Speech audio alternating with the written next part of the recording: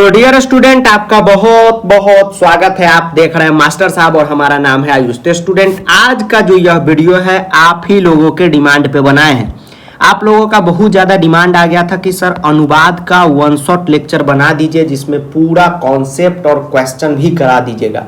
तो आज का यह लेक्चर जो है स्टूडेंट वही वाला है। इसमें पूरा क्लास 10 अनुवाद का कॉन्सेप्ट भी देंगे और साथ में आपको क्वेश्चन भी करा देंगे। तो जो भी नए बच्चे आए हैं चैनल पे, आपका बहुत बहुत स्वागत है। चैनल को सब्सक्राइब करके बेल नोटिफिकेशन दबा दीजिए और शामिल हो जाइए फूफा जी की क्लास में। और एक बात सुन लीजिए, आज से संस्कृत आप हमसे पढ़ना स्टार्ट किए हैं तो संस्कृत की बिल्कुल भी टेंशन नहीं लीजिएगा। तो चलिए करते हैं लेक्चर को स्टार्ट। तो इस लेक्चर को स्टार्ट करने से पहले एक खास जरूरी बात सभी बच्चों को बता दें, ध्यान से सुनिएगा। अगर अभी तक आपने अनुवाद के लेक्चर नहीं देखे हैं जो हमने दिया है, ठीक है, जो पहली बार ही इस लेक्चर पे पहुंचे हैं डायरेक्ट, तो सभी लोग अनुवाद का ये जो लेक्चर है इसको देख लीजिएगा। कैसे देखना है तो सिंपल है, प्लेलिस्ट का लिंक आपको डिस्क्रिप्शन में मिल जाएगा, वहीं पे क्लिक करके इस सारे लेक्चर को देख लीजिएगा। एकदम जीरो लेवल से, एकदम स्टूडेंट जीरो लेवल से आपको समझा दिए हैं बिना किसी टेंशन के। तो लिंक डिस्क्रिप्शन में है, जाके देख लीजिए। और जो बच्चे एग्जाम टाइम में देख रहे हैं पहली बार अनुवाद, तो आपके पास तो उतना टाइम है नहीं, तो इसी लेक्चर को आप कंटिन्यू कीजिए और पूरा लेक्चर अंत तक देखिएगा, आपको कोई भी दिक्कत नहीं होगा। तो चलिए करते हैं लेक्चर को स्टार्ट। तो देखिए स्टूडेंट, जब भी हम अनुवाद बनाने जाएं या अनुवाद सीखने जाएं तो सबसे पहले हमें एक टॉपिक का नॉलेज होना चाहिए जिसका नाम है शब्द रूप। बिना शब्द रूप के अनुवाद बन ही नहीं सकता। अगर कोई बोलता है कि बन जाता है तो आपको झूठ बोल रहा है। तो सबसे पहले आपको किस चीज का ज्ञान होना चाहिए? शब्द रूप का ज्ञान होना चाहिए। अब आपके मन में क्वेश्चन आएगा कि सर शब्द रूप तो बहुत सारे हैं, क्या सर उतना याद करना पड़ेगा? नहीं, क्लास 10 में 3 शब्द रूप आपको याद हो जाता है तो समझिए आपका काम बन जाएगा। कौन कौन सा? तो पहला जो शब्द रूप है उसका नाम है बालक। तो बालक शब्द रूप सभी बच्चा को याद होना चाहिए। दूसरा जो शब्द रूप है उसका नाम है लता। लता शब्द रूप सभी बच्चा को याद होना चाहिए। तीसरा जो शब्द रूप है उसका नाम है स्टूडेंट फल शब्द रूप। तो यह जो 3 शब्द रूप है ये आपको याद होने चाहिए। फिर आपके मन में क्वेश्चन होगा कि सर क्लास 10 का जो अनुवाद है क्या इसी 3 शब्द रूप से बन जाएगा? तो बिल्कुल बन जाएगा। 95% जो क्वेश्चन होता है स्टूडेंट यही 3 शब्द रूप पे चलता है, ठीक। और बोर्ड एग्जाम में आप जाएंगे तो आपको तो ऑप्शन भी है कि ये क्वेश्चन छोड़ के आ जाए, तो एकदम मजा है, ठीक है। तो 3 शब्द रूप जिस बच्चा को नहीं याद है याद कर लीजिएगा। नहीं सर नहीं हो पा रहा है खुद से याद, तो हमको तो पता है ना सब बात, सब कुछ बताते हैं, इसीलिए तो फूफा जी कहलाते हैं। चलिए अब एक एक करके हम लोग बालक फल लता शब्द रूप को देखते हैं। एकदम शांति से अब कॉपी पेन निकाल लीजिए, जो जो इंपॉर्टेंट बात है उसको नोट करना शुरू कर दीजिए। और जो अनुवाद का लेक्चर स्टार्टिंग से देख रहे हैं एकदम, उनके लिए तो जय जय है। और जो पहली बार ही इस लेक्चर पे आए हैं तो अभी आप एग्जाम टाइम है, आपके मन में हो रहा होगा कि सर कैसे होगा, बहुत टेंशन में है सर, सर दर्द हो रहा है। बिल्कुल टेंशन नहीं लीजिए, सही जगह पे आप आ गए हैं। पूरा लेक्चर को देखिए फिर आपका एकदम कल्याण हो जाएगा। देखिए स्टूडेंट, सबसे पहले हमको क्या याद करना है तो उसका नाम है बालक शब्द रूप। अब जैसे ही हमने बोला बालक शब्द रूप, आपको यहाँ पे दिखा बालक शब्द, लेकिन बालक शब्द के ऊपर आपको एक चीज दिखा होगा अकारांत पुल्लिंग। अब आपके मन में यह क्वेश्चन होगा कि सर अकारांत पुल्लिंग है क्या, बता दीजिए, थोड़ा सा बता देते हैं। टर्म 1 में भी आपको बताए हैं सर, टर्म 1 का तो भूल गए, बता देते हैं फिर से।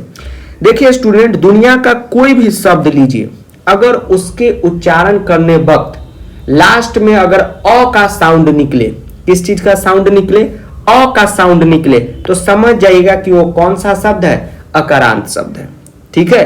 तो जैसे आप उच्चारण कीजिए बालक बालक बालक, अ निकल रहा है, अ निकल रहा है? नहीं सर, अंत में तो क है, बिल्कुल नहीं क है। थोड़ा सा उच्चारण कीजिए बालक बालक, अ निकल रहा है, तो ये कौन सा शब्द है? तो बिल्कुल सही, ये सर अकारांत शब्द है। कौन सा शब्द है? अकारांत शब्द है। अब आपके मन में क्वेश्चन होगा कि सर उसके बाद ये पुल्लिंग क्यों लिखा है, तो बालक पुल्लिंग है कि स्त्रीलिंग है या नपुंसक लिंग है। सर क्या बात कर रहे हैं, हम तो बालक है, हम तो पुल्लिंग है, तो ये भी पुल्लिंग है। तो समझ गए, बालक जो शब्द है वो अकारांत पुल्लिंग का है। अब जैसे आप शब्द रूप याद करने जाएंगे, आपको दो चीज कान पकड़ के इधर बुलाएगा। कौन कौन, तो पहला बुलाएगा इधर आपका जो वचन है सो, एक वचन, द्विवचन, बहुवचन, अंता वचन, जया वचन, ऐश्वर्या वचन। तो यह जो वचन है सो, और इधर जो विभक्ति है ये, ठीक, इसमें आपको कंफ्यूजन होगा कि सर ये होता क्या है। तो सबसे पहले वचन बता देते हैं और फिर विभक्ति बताते हैं। तो वचन का तो आप जान ही रहे हैं कॉन्सेप्ट, एक वचन मतलब एक, द्विवचन मतलब दो, बहुवचन मतलब बहुत सारे, समझ गए। उसके बाद इधर आता है प्रथमा, द्वितीया, तृतीया, चतुर्थी, पंचमी, षष्ठी, खष्ठी, जो भी कहिए, सप्तमी और संबोधन। इसको हम लोग विभक्ति के नाम से जानते हैं। ये जो लाल कलर का भी फेयर लवली लगा रहे हैं ना हाइलाइटर, इसको हम लोग विभक्ति के नाम से जानते हैं। सर ये होता क्या है बता दीजिए ना, बता देंगे। अभी थोड़ी देर बाद कारक पढ़ाएंगे ना, तो वहां पे इसी को पढ़ना है, ठीक है। तो टेंशन मत लीजिए, ये आपको हम बता देंगे, बिल्कुल टेंशन नहीं लेना है। अब आपको क्या करना है, शब्द रूप को याद करना है। अब आपके मन में क्वेश्चन होगा, जो पहली बार डायरेक्ट इसी लेक्चर को देख रहे हैं, जो पूरा लेक्चर फॉलो नहीं किए हैं, अब तो टाइम कम है तो क्या देखिएगा, इसी को देखिए, और टाइम है तो देख लीजिएगा। अब आपके मन में होगा कि सर शब्द रूप तो हमको याद हो जा रहा है, लेकिन इसका यूज कैसे करना है वही पता नहीं चल रहा है। तो बिल्कुल टेंशन नहीं लीजिए, अभी बहुत सारा क्वेश्चन कराएंगे तो आपको उसमें सिखा देंगे कि कैसे कैसे यूज करना है, बस अभी याद करके रखिए। तो याद करने से क्या फायदा होगा वो भी आपको हम बता देते हैं, इसलिए लेक्चर को आगे मत बढ़ाइए, शांति से एक एक चीज देखिए। आज बहुत इंपॉर्टेंट बात सब बताने वाले हैं। आप याद करेंगे कैसे, तो इस तरह से, बालकः, बालको, बालका, बालकम, बालको, बालकान, बालकेन, बालकाभ्याम, बालकै, इसी तरह आप पूरा याद करेंगे। अब एक बात अभी से गांठ बांध लीजिए कि अगर आपको बालक शब्द रूप स्टूडेंट अगर याद हो जाता है, तो आप जो है गज, घट, पट, मोहन, लक्ष्मण, नर, मृग, सूर्य, मार्ग, लोभ, विस्तार, कुकुट, वृक्ष, जितने भी चीज यहाँ लिखे हुए हैं, इसका शब्द रूप आपको ऑटोमेटिक याद हो जाएगा। अरे सर ऐसा बात है, बिल्कुल ठीक है। ये जितने भी यहाँ पे नाम है स्टूडेंट, इस सब का जो शब्द रूप है ये सारा बालक पर ही चलता है। किस पे चलता है, बालक पर ही चलता है। सर ये तो सभी टीचर बोलते हैं कि बालक पर ही चलता है, लेकिन सर चलता कैसे वो बता दीजिए, सब बताएंगे, इसलिए टेंशन नहीं लीजिए।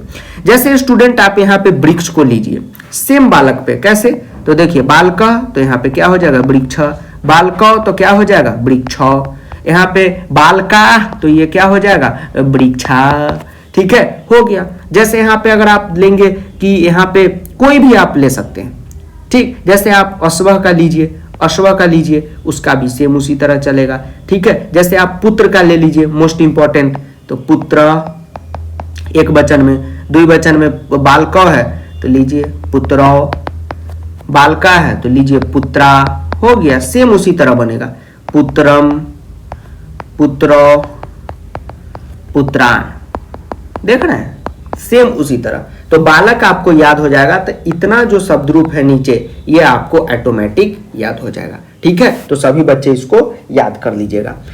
ठीक उसी तरह दूसरा आता है हमारा अकारांत, ठीक है। तो हमारा जो दूसरा आता है वो आता है फल शब्द रूप। ये जो लिखा हुआ है इसका मतलब अभी आपको बताए, फिर से बता देते हैं, इसका मतलब होता है नपुंसक लिंग, ठीक। तो फल जो है वो क्या है, नपुंसक लिंग है। अकारांत कैसे है, तो फल का आप उच्चारण करेंगे, फला, ल, अ निकल रहा है, मतलब ये कौन सा शब्द है, अकारांत शब्द है। तो फल का आपको याद रखना है क्या, फलम फले फलानी, फलम फले फलानी, फलेन फलाभ्याम फले, फलाय फलाभ्याम फलेभ्य, फलात फलाभ्याम फलेभ्य, फलस्य फलयो फलानाम, फले फलयो फलेषु, हे फल हे फल हे फलानी, ठीक। तो आप अगर फल याद कर लेते हैं तो जैसे ये पाप है, ठीक है, ये पुस्तक है, ये आपको ऑटोमेटिक याद हो जाएगा, समझे, ठीक। जैसे आप ये फलम फले फलानी है ना, फल शब्द रूप का, तो ये आपको ऑटोमेटिक याद हो जाएगा, गृहम, गृहे, ठीक, और गृहानी, हो गया, सेम इसी तरह, ठीक, आपको इसी तरह ऑटोमेटिक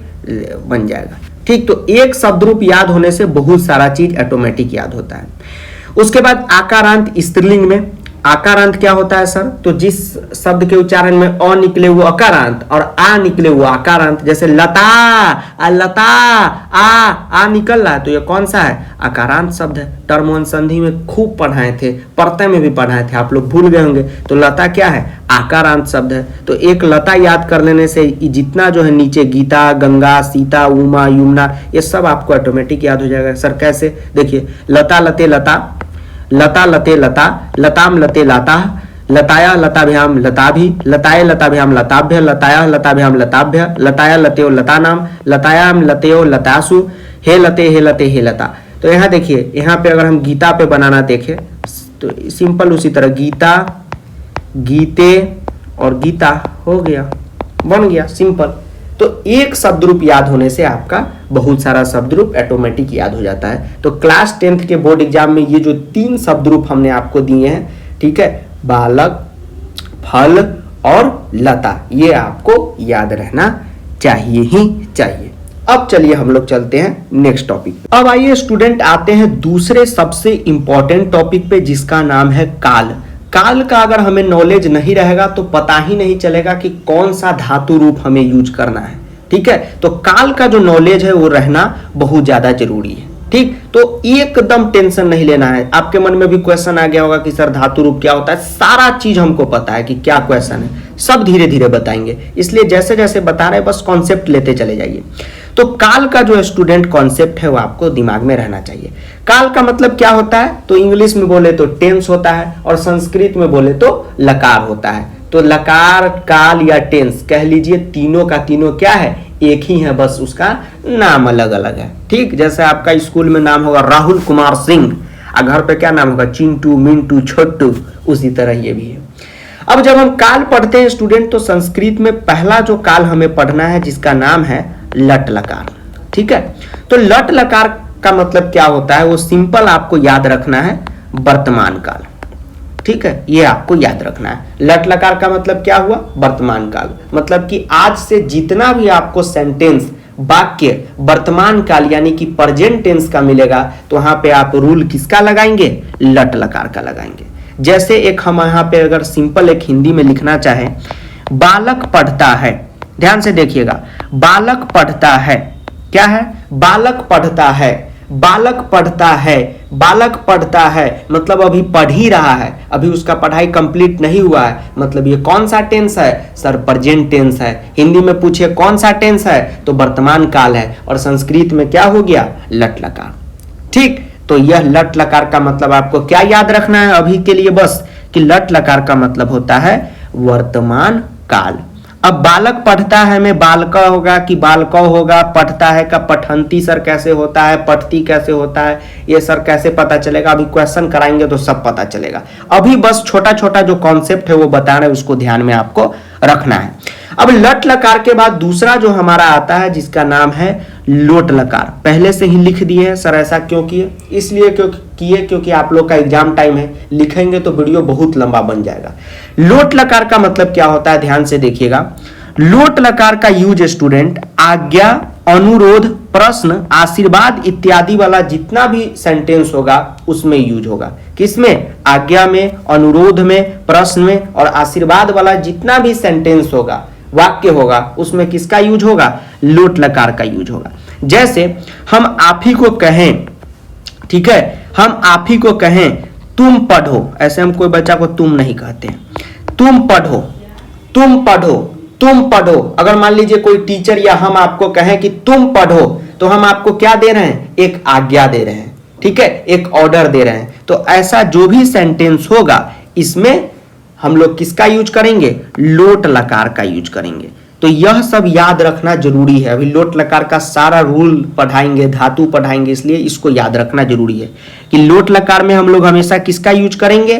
तो आज्ञा, अनुरोध, प्रश्न, आशीर्वाद वाले जितने भी सेंटेंस है उसमें हम लोग लोट लकार का यूज करेंगे। ठीक, जैसे अभी आप हमारे सामने मान लीजिए पढ़ते रहते, 2-3 घंटा लगातार पढ़ते ऑफलाइन में, तो आप एकदम बोर हो जाते, तो आप क्या कहते कि सर क्या मैं घर जाऊं?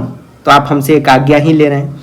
या अभी हम पढ़ा रहे हैं, कोई छाप क्वेश्चन करे कि सर यहाँ पे यह क्यों हुआ, किस लिए हुआ, तो प्रश्न वाला सेंटेंस हो गया। हम आपको आशीर्वाद दे रहे हैं कि जाइए एग्जाम में बहुत अच्छा कीजिए, आपका एग्जाम बहुत अच्छा जाएगा, आप खुश रहिए, तो एक आशीर्वाद दे रहे हैं। तो जितना भी इस टाइप का सेंटेंस है वहां पे कौन सा लकार हम लोग यूज करेंगे? लोट लकार यूज करेंगे। ठीक है, चलिए अब हमारा नेक्स्ट आता है लंग लकार। लंग लकार का मतलब होता है भूतकाल, पास्ट टेंस। भूत वाला सरकाल, हाँ पास्ट टेंस। लंग लकार का मतलब क्या होता है? Past tense. जैसे यहां पे एक सेंटेंस हम लिख देते हैं कि तुमने पुस्तक पढ़ी। मान लीजिए हम लिखे तुमने पुस्तक पढ़ी, तुमने पुस्तक पढ़ी। इसका मतलब क्या हुआ कि जो पुस्तक पढ़ रहा है वो पुस्तक पढ़ चुका है, पास्ट की बात है। तो इंग्लिश में पास्ट टेंस, हिंदी में भूतकाल और संस्कृत में लंग लकार। ठीक, तो जो भी पास्ट टेंस वाला सेंटेंस होगा वहां पे हम कौन से लकार का यूज करेंगे? लंग लकार का यूज करेंगे।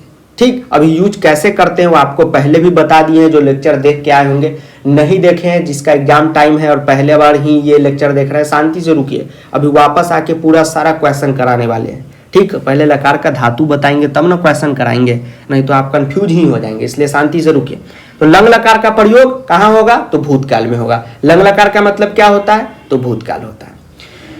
उसके बाद हमारा नेक्स्ट आता है विधि लिंग। विधि लिंग student most most most most double most triple most, एकदम जितना मोस्ट लगाना है लगा दीजिए। सीबीएसई पॉइंट ऑफ व्यू से बहुत ही मोस्ट इंपॉर्टेंट विधि लिंग है, क्योंकि इससे 2 क्वेश्चन डायरेक्ट पूछा जाता है। ठीक, और बड़ा मजेदार क्वेश्चन होता है, क्योंकि इसमें अव्यय जोड़ देता है, आगे आपको बताएंगे, इसलिए कोई चेंजेस नहीं करना पड़ता है, सिंपल आपको बन जाता है। तो विधि लिंग का प्रयोग कहां होगा? तो जिस भी सेंटेंस में चाहिए और सकना लगा रहेगा तो वहां पे आप किसका यूज करेंगे? विधि लिंग का यूज करेंगे।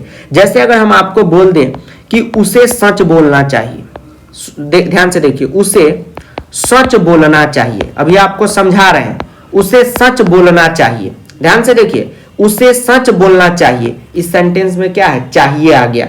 एकदम इसमें जो भी लकार आप यूज करेंगे वो क्या होगा? विधि लिंग होगा।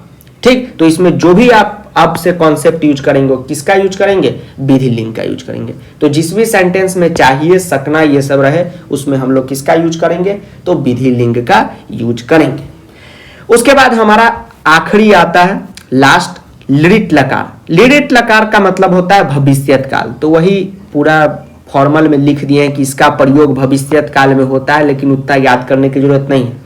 सिर्फ आपको यह याद करना है कि लिडित लकार का मतलब क्या होता है? तो भविष्यत काल होता है। जैसे अगर हम आपको यहाँ पे सेंटेंस लिख के दें, वह घर जाएगा, ठीक है, वह घर जाएगा। ठीक, वह घर जाएगा, तो अभी घर गया नहीं है, घर जाएगा, वह घर जाएगा, वह घर जाएगा, भविष्य में जाएगा। तो यह कौन सा काल का सेंटेंस हो गया?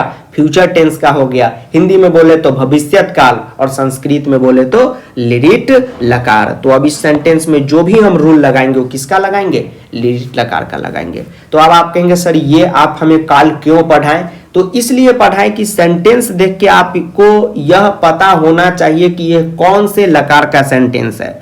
अगर जरा सा आप गलत कीजिएगा तो एकदम गलत हो जाएगा। अरे इंग्लिश में सेंटेंस का आप ट्रांसलेशन बनाते हैं तो देखते हैं ना कि प्रेजेंट है कि फ्यूचर है, कब आईएनजी ऐड करेंगे, सेम उसी तरह यहाँ पे है। तो लोट का मतलब लट का मतलब वर्तमान काल, लोट का मतलब वही आज्ञा, अनुरोध, प्रश्न वाला अगर क्वेश्चन रहे वो। लंग लकार का मतलब भूतकाल, विधि लिंग का चाहिए और सकना वाला क्वेश्चन में। लिट लकार का मतलब भविष्यत काल। यही 5 आपको याद रखना है। अब चलिए बढ़ते हैं नेक्स्ट टॉपिक पे। अब जो है स्टूडेंट हमारा नेक्स्ट टॉपिक आता है जिसका नाम है धातु रूप। तो धातु रूप आपको याद होना ही चाहिए। नहीं याद हो रहा है तो टेंशन मत लीजिए, अभी बता देंगे कि किस फॉर्मेट पे धातु रूप बनता है। एक बार आपके ध्यान में वो आ जाएगा ना, अपने आप याद हो जाएगा। तो शांति से देखिएगा।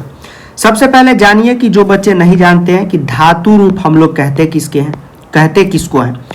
तो बचपन से आप लोग पढ़ते आ रहे हैं कि क्रिया, ठीक है, नहीं पढ़ते थे क्लास 5 में खूब मन ला के पढ़ते थे, वही चीज क्रिया किसे कहते हैं। तो जिस शब्द से, ध्यान से देखिएगा, जिस शब्द से किसी काम के होने का बोध हो, जिस शब्द से किसी काम के होने का बोध हो, जिस शब्द से किसी काम के होने का बोध हो, ध्यान से देखिए, बोध हो, उसे हम क्रिया कहते हैं। खूब बचपन में याद कर करके क्लास 5 में मैम को सुनाए होंगे। दी थप से तितिताम ते होने ता बोध उठे हम क्रिया कहते हैं, बिल्कुल सही। तो दुनिया का कोई भी स्टूडेंट ऐसा शब्द आप ले लीजिए जिससे पता चले कि काम हो रहा है, तो हम लोग उसको क्या कहेंगे? क्रिया कहेंगे। सर कैसे कैसे पता चलेगा? बिल्कुल पता चलेगा। देखिए, जैसे आपके सामने एक वर्ड हम लिख दें खेलना, और आपसे पूछे हम कि क्या यह क्रिया है, तो आप कहेंगे बिल्कुल है, क्योंकि खेलना मतलब खेलने का काम हो रहा है। अगर आपके सामने हम लिख दें पढ़ना, क्या काम है? तो बिल्कुल काम है, क्योंकि इससे पढ़ने का काम हो रहा है। आपके सामने हम लोग लिख दे गाना गाना, क्या काम है? तो बिल्कुल सर, इससे गाने का काम हो रहा है। आपके सामने लिख दे मैं, क्या यह काम है? बिल्कुल नहीं है सर, मैं से क्या काम होगा? क्या पता चल रहा है? वह क्या काम है? नहीं सर, ये काम नहीं है। तो जिस शब्द से किसी काम के होने का बोध हो उसे हम लोग क्या कहते हैं? क्रिया कहते हैं। इंग्लिश में वर्ब और संस्कृत में उसका क्या होता है? धातु रूप होता है। ठीक है, तो जैसे इंग्लिश में वर्ब फॉर्म पढ़ते हैं ना, V1 V2 V3, सेम उसी तरह यहाँ पर भी धातु रूप होता है। समझे? तो जो भी आज से शब्द आएगा, जैसे वह गाना गा रहा है, गाने का काम, वह खाना खा रहा है, खाने का काम, वह नहा रहा है, नहाने का काम, वह नाच रहा है, नाचने का काम, वह पढ़ रहा है, पढ़ने का काम, वह पढ़ा रहा है, पढ़ाने का काम, वह खेल रहा है, खेलने का काम। तो जितना भी आज से काम आपको मिलेगा वो सब का क्या होगा? धातु रूप होगा। क्या होगा? धातु रूप होगा, जो आपको याद करना है। अब स्टूडेंट, धातु रूप जब आप याद करने जाएंगे, सर बढ़ा क्यों दिए, बढ़ा क्यों दिए, बता रहे हैं, सब बारी बारी से बता रहे हैं, शांति से सुनिए।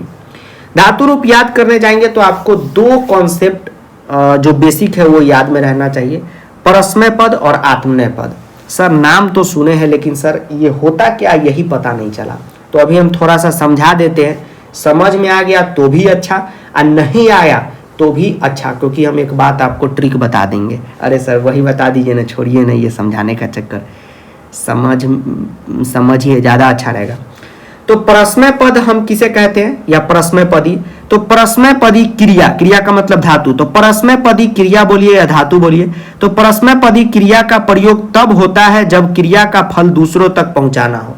तो ऐसा काम जिसका रिजल्ट हमें दूसरों तक पहुंचाना हो, तो हम उसको क्या कहते हैं? परस्मय पद कहते हैं। जैसे पठ धातु लीजिए, मैं पढ़ा रहा हूं, तो ये जो पढ़ा रहा हूं इसका जो फल है, रिजल्ट है, वो किसको मिल रहा है? आपको मिल रहा है, दूसरों तक हम पहुंचा रहे, तो कौन सा धातु आ गया? ये परस्मय पद आ गया। ठीक है, ये कौन सा हो गया? परस्मय पद हो गया।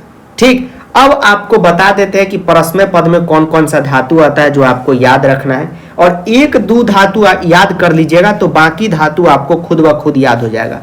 ठीक है, तो जितना भी इंपॉर्टेंट धातु है जो बार बार क्लास 10th में आ रहा है, ठीक है, अगेन एंड अगेन आ रहा है, तो उसके बारे में थोड़ा सा आपको यहाँ पे हम बता देते हैं। ध्यान से देखिएगा।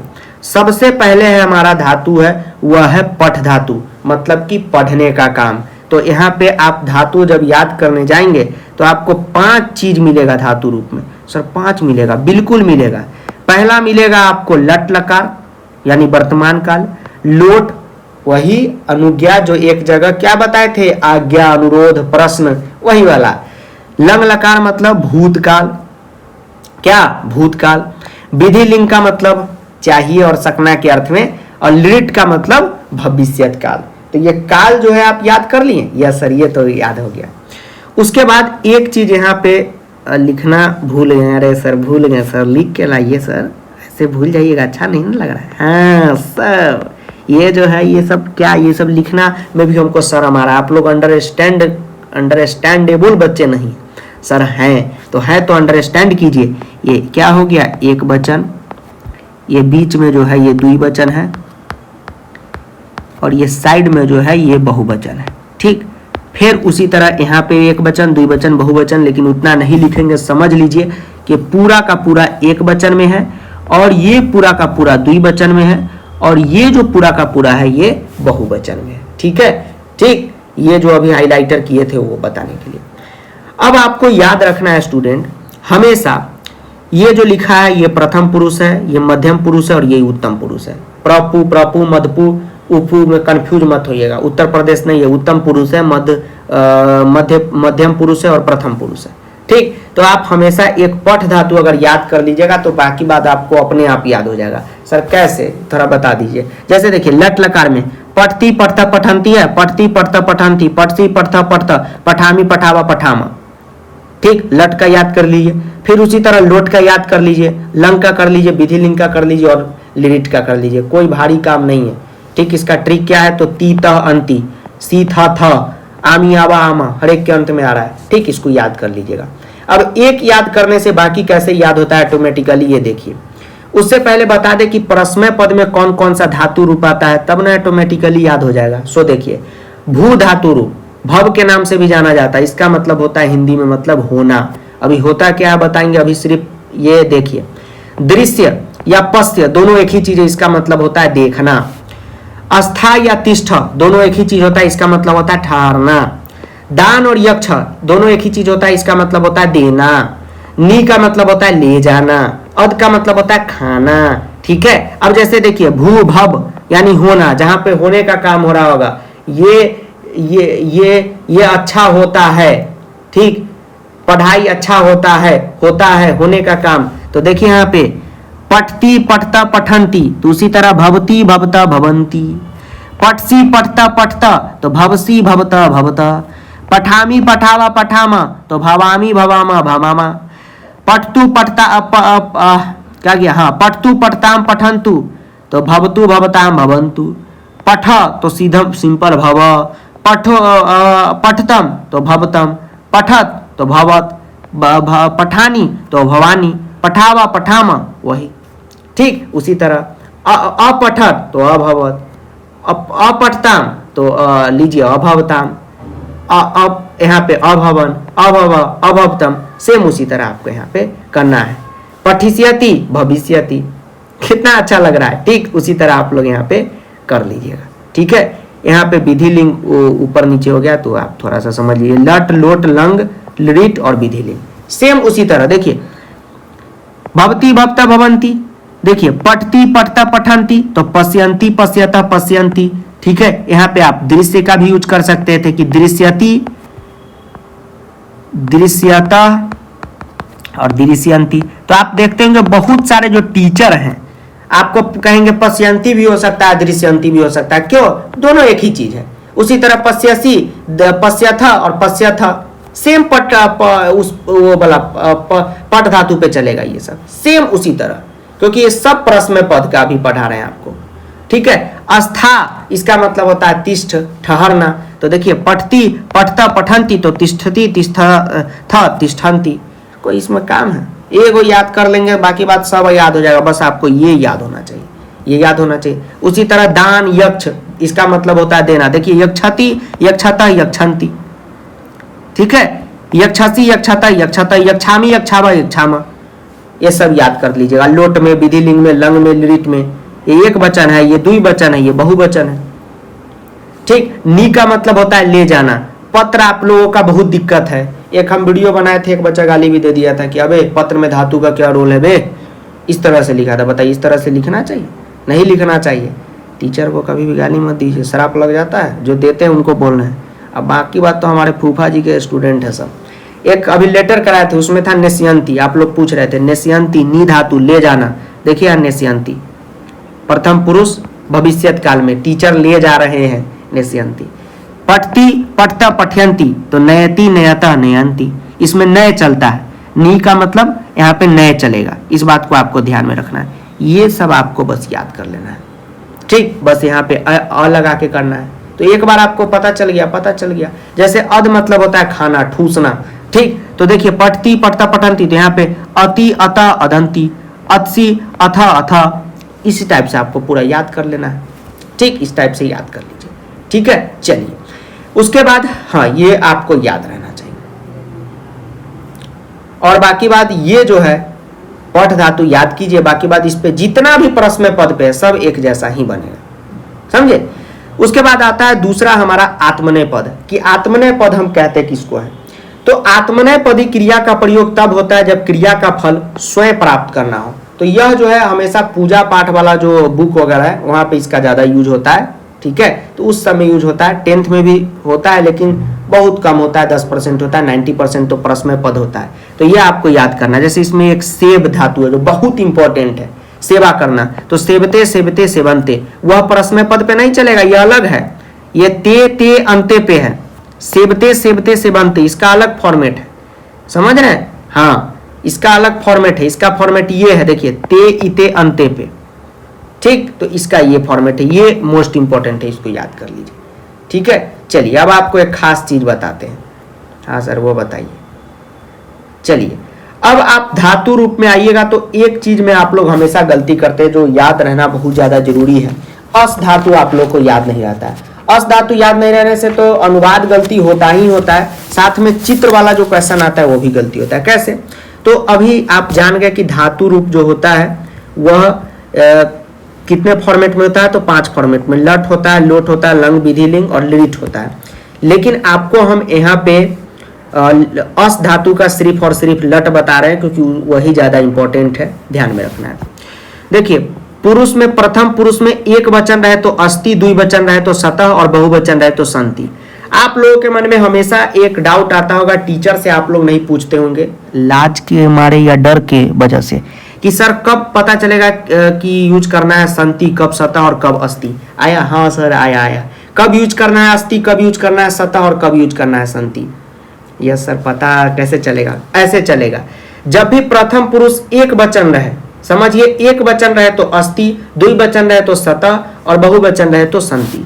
मान लीजिए किसी चित्र में एक वृक्ष है तो हम लोग क्या लिखेंगे? चित्रे वृक्ष अस्ति। एक वृक्ष है, 2 वृक्ष है तो हम लोग क्या लिखेंगे? कोई भी चित्र वाला क्वेश्चन दे दे, चित्र आधारित वाला, उसमें भी तो अनुवाद ही होता है ना। चित्रे तो बालक शब्द रूप में वृक्ष चलता है, तो द्विवचन में वृक्ष, तो यहाँ पे सतह लगाइए।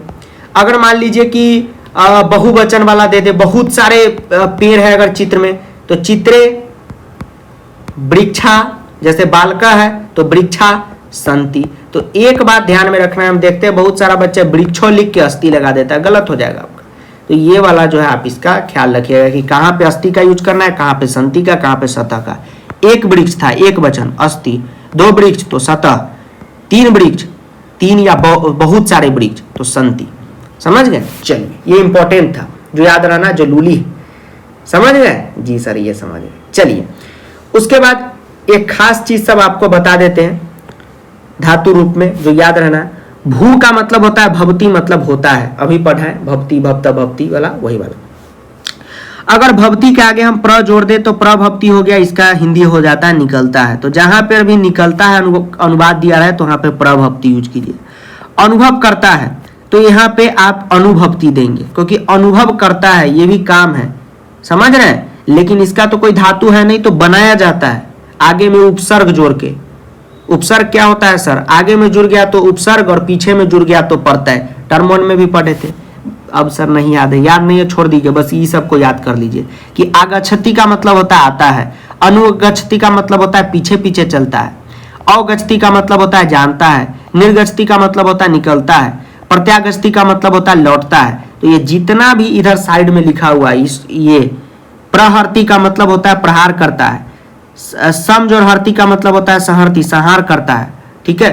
जैसे उपकरोति उपकार करता है तो उपकरोति, ठीक है। तो ये आप कहेंगे सर ये उप प्लस करोति भी याद रखना, नहीं, ये बस याद रखिए अभी के लिए। अपकरोति का मतलब अपकार करता है, ये तो संधि करके यहाँ पे दे रहा है, ठीक। तो ये जो साइड में लिखा हुआ है जहाँ पे भी लाल कलर चल रहा है, ये नहीं रुकिए, हाँ, ये जो प्लस के बाद दिया हुआ है वो और उसका हिंदी, ये आपको याद रहना चाहिए, ठीक है। चलिए अगर कहीं पे लिखा रहे कि प्रसन्न होता है अनुवाद में, सीधा लगा दीजिए प्रसिद्धि।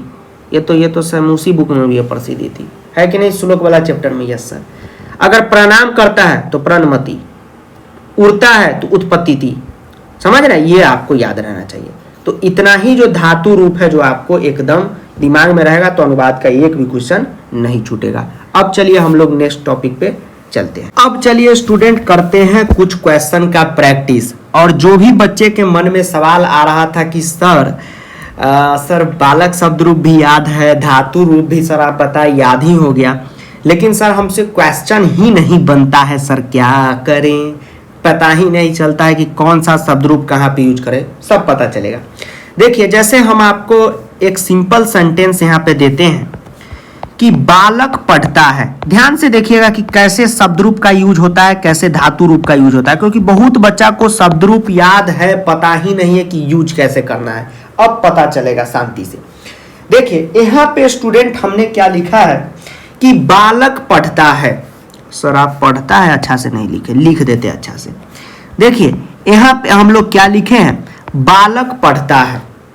क्या लिखे हैं, बालक जो है वो पढ़ने का काम कर रहा है।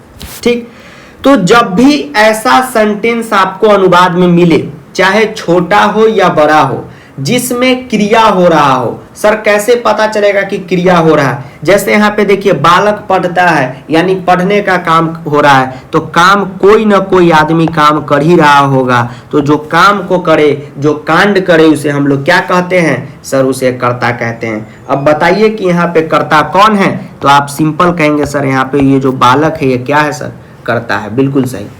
अब आपको क्या काम करना है कि कर्ता जो है उसका वचन खोजना है। क्या खोजना है, वचन खोजना है। अब हम आपसे कहें कि कर्ता कौन से वचन में है, एक वचन, द्विवचन, बहुवचन, अमता वचन, ऐश्वर्या वचन, कौन से वचन में? तो आप कहेंगे सर बालक पढ़ता है। सर एक ही बालक पढ़ रहा है ना, अगर दो पढ़ता तो दो लिख देता, या अगर सर बहुत ज्यादा पढ़ता तो लिखता बहुत बालक पढ़ते हैं। तो यहाँ पे वचन क्या है, एक वचन है। पता चल गया? यस सर, एक वचन पता चल गया। उसके बाद आपको एक सबसे खास चीज याद रखना है कि वचन आपने खोज लिया, उसके बाद आपको मोस्ट इंपॉर्टेंट चीज खोजना है जिसका नाम है पुरुष। सर ये कैसे पता चलेगा कि बालक कौन सा पुरुष है? तो अभी थोड़ी देर बाद ये सब कुछ हम आपको याद करवा देंगे कि बालक कौन सा पुरुष है, वह कौन सा पुरुष है, मैं कौन सा पुरुष है। पहले तो लेक्चर में बता ही दिए, फिर से बता देंगे, क्योंकि हमको पता है कि आप लाइफ में पहली बार अनुवाद पढ़ रहे हैं कुछ बच्चे, तो शांति से देखिए। तो बालक जो है प्रथम पुरुष है। ठीक है, अभी सब याद करा देंगे, अभी के लिए याद रखिए कि बालक प्रथम पुरुष है। अब एक बात अभी से याद कर जाइए कि जब भी ऐसा ट्रांसलेशन मिले जिसमें क्रिया हो, मतलब काम हो रहा है, तो कर्ता जो है एकदम क्रिया के क्या कहते हैं, डायरेक्टली प्रोपोर्शनल होगा। मतलब कर्ता क्रिया कर्ता जो है, एक मिनट, क्या सुनिए, जब भी ऐसा आपको सेंटेंस दे जिसमें क्रिया हो, काम हो रहा हो, तो जैसे जैसे कर्ता चलेगा क्रिया भी वैसे वैसे चलेगा। आपको ये याद रखना है कि कर्ता और क्रिया एक जैसा चलता है। अगर क्रिया अगर नागिन डांस करेगा तो कर्ता भी नागिन डांस, कर्ता अगर सलमान खान का फिल्म देखेगा तो क्रिया है वो भी सलमान खान का ही फिल्म देखेगा। ठीक, अब ये बात सीख लिए। अब सर इससे होगा क्या, वो बताते हैं। अब तीसरा आपको सबसे इंपॉर्टेंट काम करना है कि ये जो सेंटेंस आप देखे हैं इसमें यह पता करना है कि यह कौन से लकार का सेंटेंस है। जैसे अभी तो लट लकार आपको देख के पता चल गया कि लट लकार का, लेकिन कैसे आप बताएंगे कि लट लकार का है? सिंपल है, बालक पढ़ता है मतलब अभी प्रेजेंट में पढ़ ही रहा है, इसलिए प्रेजेंट टेंस है, वर्तमान काल है, मतलब कि लट लकार है। और नहीं तो सर बालक पढ़ता था मतलब सर लंग लकार हो जाता, बालक पढ़ेगा लिट लकार हो जाता, ये सर लट लकार है। हम खोज लिए सर, नहीं भी लिखा रहता फिर भी खोज लिए। तो इतना चीज खोजने में आपको प्रॉब्लम है? नहीं सर, इतना चीज खोजने में तो हमको प्रॉब्लम नहीं है। बन गया अनुवाद। सर कैसे? देखिए कैसे, पढ़ता है, अब इसका पढ़ता है का धातु क्या होता है, पठ धातु। अब पठ धातु में आप जाइए, लट लकार प्रथम पुरुष एक वचन खोजिए।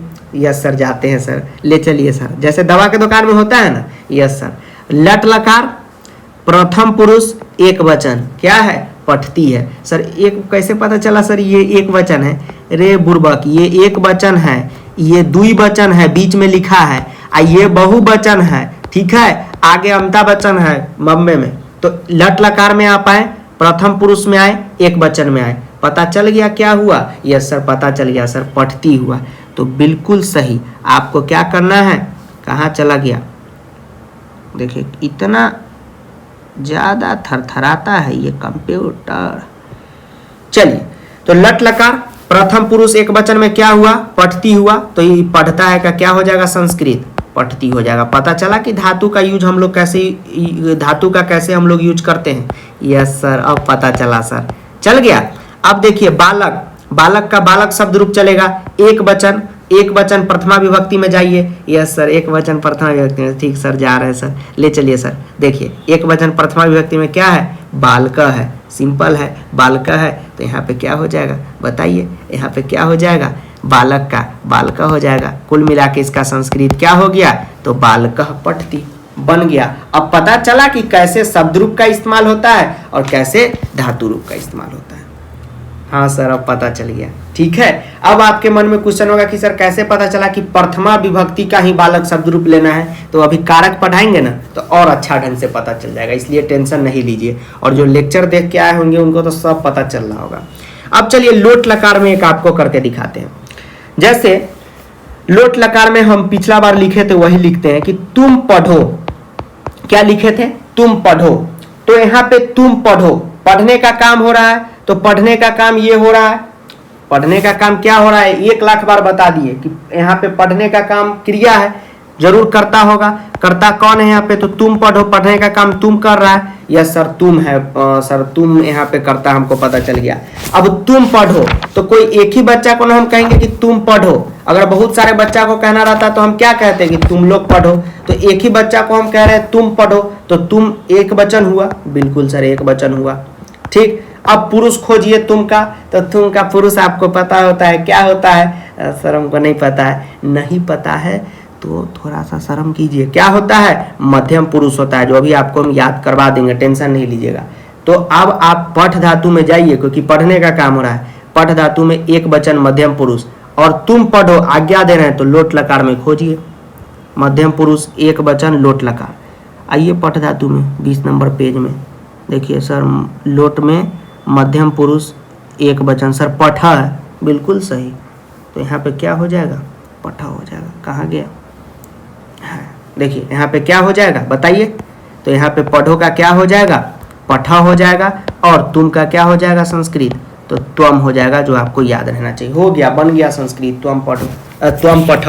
इसी टाइप से पूरा का पूरा अनुवाद हम लोग बनाते हैं। सर बड़ा बड़ा सवाल नहीं हो रहा है, सब होगा। पहले छोटा छोटा होगा तब ना बड़ा बड़ा होगा।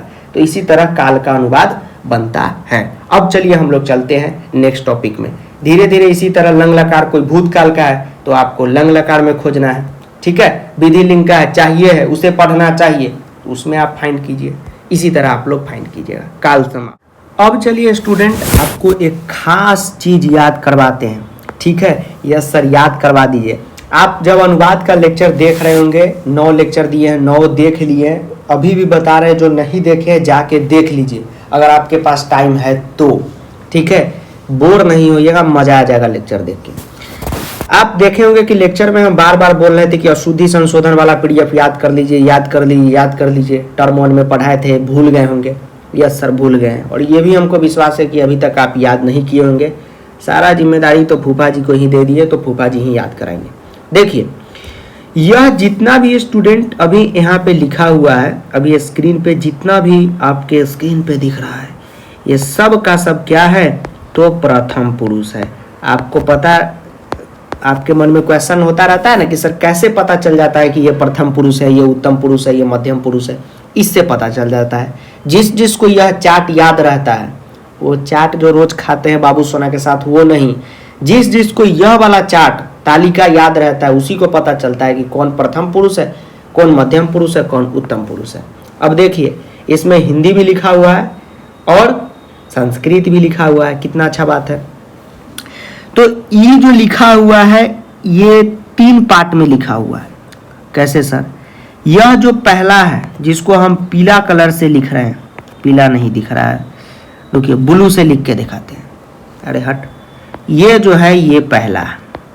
ठीक, उसके बाद यह जो है ये दूसरा है, और ये जो है ये तीसरा है। तो इसमें आप देखिएगा कि यह जो पहला है ये पुल्लिंग है, और ये जो दूसरा है ये स्त्रीलिंग है, और ये जो तीसरा है ये नपुंसक लिंग है। अब आपको यह पता चल गया कि ये पुल्लिंग है, ये स्त्रीलिंग है, ये नपुंसक लिंग है। अब आपको वचन के अकॉर्डिंग बताते हैं, शांति से सुनिए। प्रथम पुरुष पुल्लिंग एक वचन में आता है सह, इसका हिंदी अर्थ होता है वह। तो जब भी आपको ट्रांसलेशन में लिखा मिले, क्या लिखा मिले सर बता दीजिए, क्या मिले? वह मिले, तो आप समझ जाइएगा कि इसका संस्कृत स होता है, और ये प्रथम पुरुष पुल्लिंग का एक वचन है। जब भी आपको मिले लड़का, तो इसका तो आप जान ही रहे क्या होता है, संस्कृत बालक होता है, और प्रथम पुरुष पुल्लिंग का एक वचन होता है। पता चला? पता चला जी कौन सा नशा करता है। अभी जो ट्रांसलेशन बताए थे काल में, उसमें हम कहे थे ना कि बालक एक वचन प्रथम पुरुष है। यस सर, इसी से पता चलता है। ये चार्ट हमको याद है, आपको भी याद करना है, ठीक है। और एक बात जानिए, फूफा जी जैसे संस्कृत सीखे हैं सेम उसी तरीके से आपको सिखा रहे हैं, इसलिए आपको समझ में आ रहा है, ठीक है। तो फूफा जी भी यही तरीका से सीखे हैं, आपको भी यही तरीका से सीखना होगा। आपका मतलब होता है संस्कृत भवान, और ये एक वचन में आता है, जो प्रथम पुरुष का क्या है, पुल्लिंग है। सेम इसी तरह आपको द्विवचन में भी याद करना है। वे दोनों का मतलब क्या होता है, तो तव होता है, द्विवचन में आता है, प्रथम पुरुष पुल्लिंग द्विवचन, ठीक। तो बोलने में जितना टफ लग रहा है नहीं, एक बार ध्यान में रख लीजिएगा तो अपने आप आपको पता हो जाएगा। जैसे यह भी रखिएगा कि बालक प्रथम पुरुष में आता है, ठीक है, बालक प्रथम पुरुष में आता है, एक वचन याद रखने की जरूरत भी नहीं है। सर कैसे? अब मान लीजिए बालक रहेगा तो आप नहीं पता कीजिएगा कि एक वचन है, अपने आप पता चल जाएगा। बालका रहेगा तो अपने आप नहीं पता चल जाएगा कि हाँ सर ये द्विवचन है। बालका रहेगा तो बहुवचन है, इसीलिए तो शब्द रूप याद किए हैं, कौन दिन के लिए याद किए, इसीलिए ना। तो ये प्रथम पुरुष का है, पुल्लिंग का। सेम उसी तरह स्त्रीलिंग का भी है। अगर वह लिखा रहे तो स्त्रीलिंग में इसका मतलब होता है सा। वह पढ़ती है, स्त्रीलिंग है। सर कैसे पता चल जाएगा सेंटेंस में स्त्रीलिंग है कि पुल्लिंग? जैसे हम बोले वह लिखता है, पुल्लिंग है, वह लिखती है, स्त्रीलिंग है, तो वह लिखती है में वह में आपको सा लगाना है। तो यह प्रथम पुरुष एक वचन स्त्रीलिंग है। सेम उसी तरह नपुंसक लिंग है, वह का मतलब तत्, ठीक, एक वचन नपुंसक लिंग। तो प्रथम पुरुष का ये पढ़ा अपने पुल्लिंग, ये स्त्रीलिंग और ये नपुंसक लिंग। ये जिसको चार्ट याद रहेगा एकदम जय जय हो गया। ये सब प्रथम पुरुष का था। अब आइए स्टूडेंट आते हैं मध्यम पुरुष पे। अब जैसे ही आपको मध्यम पुरुष दिखाया, आप कहेंगे सर यहाँ पे पुल्लिंग कहाँ है, स्त्रीलिंग कहाँ है और नपुंसक लिंग कहाँ है? तो पुल्लिंग, स्त्रीलिंग और नपुंसक लिंग ये सिर्फ और सिर्फ प्रथम पुरुष में ही होता है, मध्यम और उत्तम में नहीं होता है। मध्यम पुरुष में पुल्लिंग रहे, स्त्रीलिंग रहे, नपुंसक लिंग रहे, एक ही चीज यूज होता है। सर बहुत अच्छी बात है। तो एक वचन त्वम का मतलब क्या होता है, तुम, तू, तुमने, यह एक वचन में आता है, ठीक। तो सर कैसे एक ही स्त्रीलिंग में भी, पुल्लिंग में भी, नपुंसक लिंग में भी कैसे सर एक ही इस्तेमाल होता है? जैसे अगर हम कहें तुम पढ़ रही हो, वहां भी तुम, अगर मान लीजिए किसी हम लड़का को कहें तुम पढ़ रहे हो, तो क्या है, पुल्लिंग ही ना है, वहां भी तुम का त्वम होगा। तुम पढ़ रही हो, वहां भी क्या होगा, त्वम ही होगा, ठीक। तो त्वम का मतलब हुआ तुम, तुमने या तू, एक वचन में आता है मध्यम पुरुष में। मध्यम पुरुष द्विवचन में आता है युवाम, इसका मतलब होता है तुम दोनों या तुम दोनों ने, ठीक है। उसके बाद बहुवचन में आता है युवम, युवम का मतलब होता है तुम लोग, तुम लोगों ने। तो यह जो है ये क्या था, ये मध्यम पुरुष का था। स्त्रीलिंग, पुल्लिंग, नपुंसक लिंग यहाँ नहीं होता है, तीनों में एक ही चलता है, ठीक है। उसके बाद उत्तम पुरुष है। उत्तम पुरुष में भी सेम वही है, स्त्रीलिंग, पुल्लिंग, नपुंसक लिंग नहीं होता है, तीनों एक ही होता है।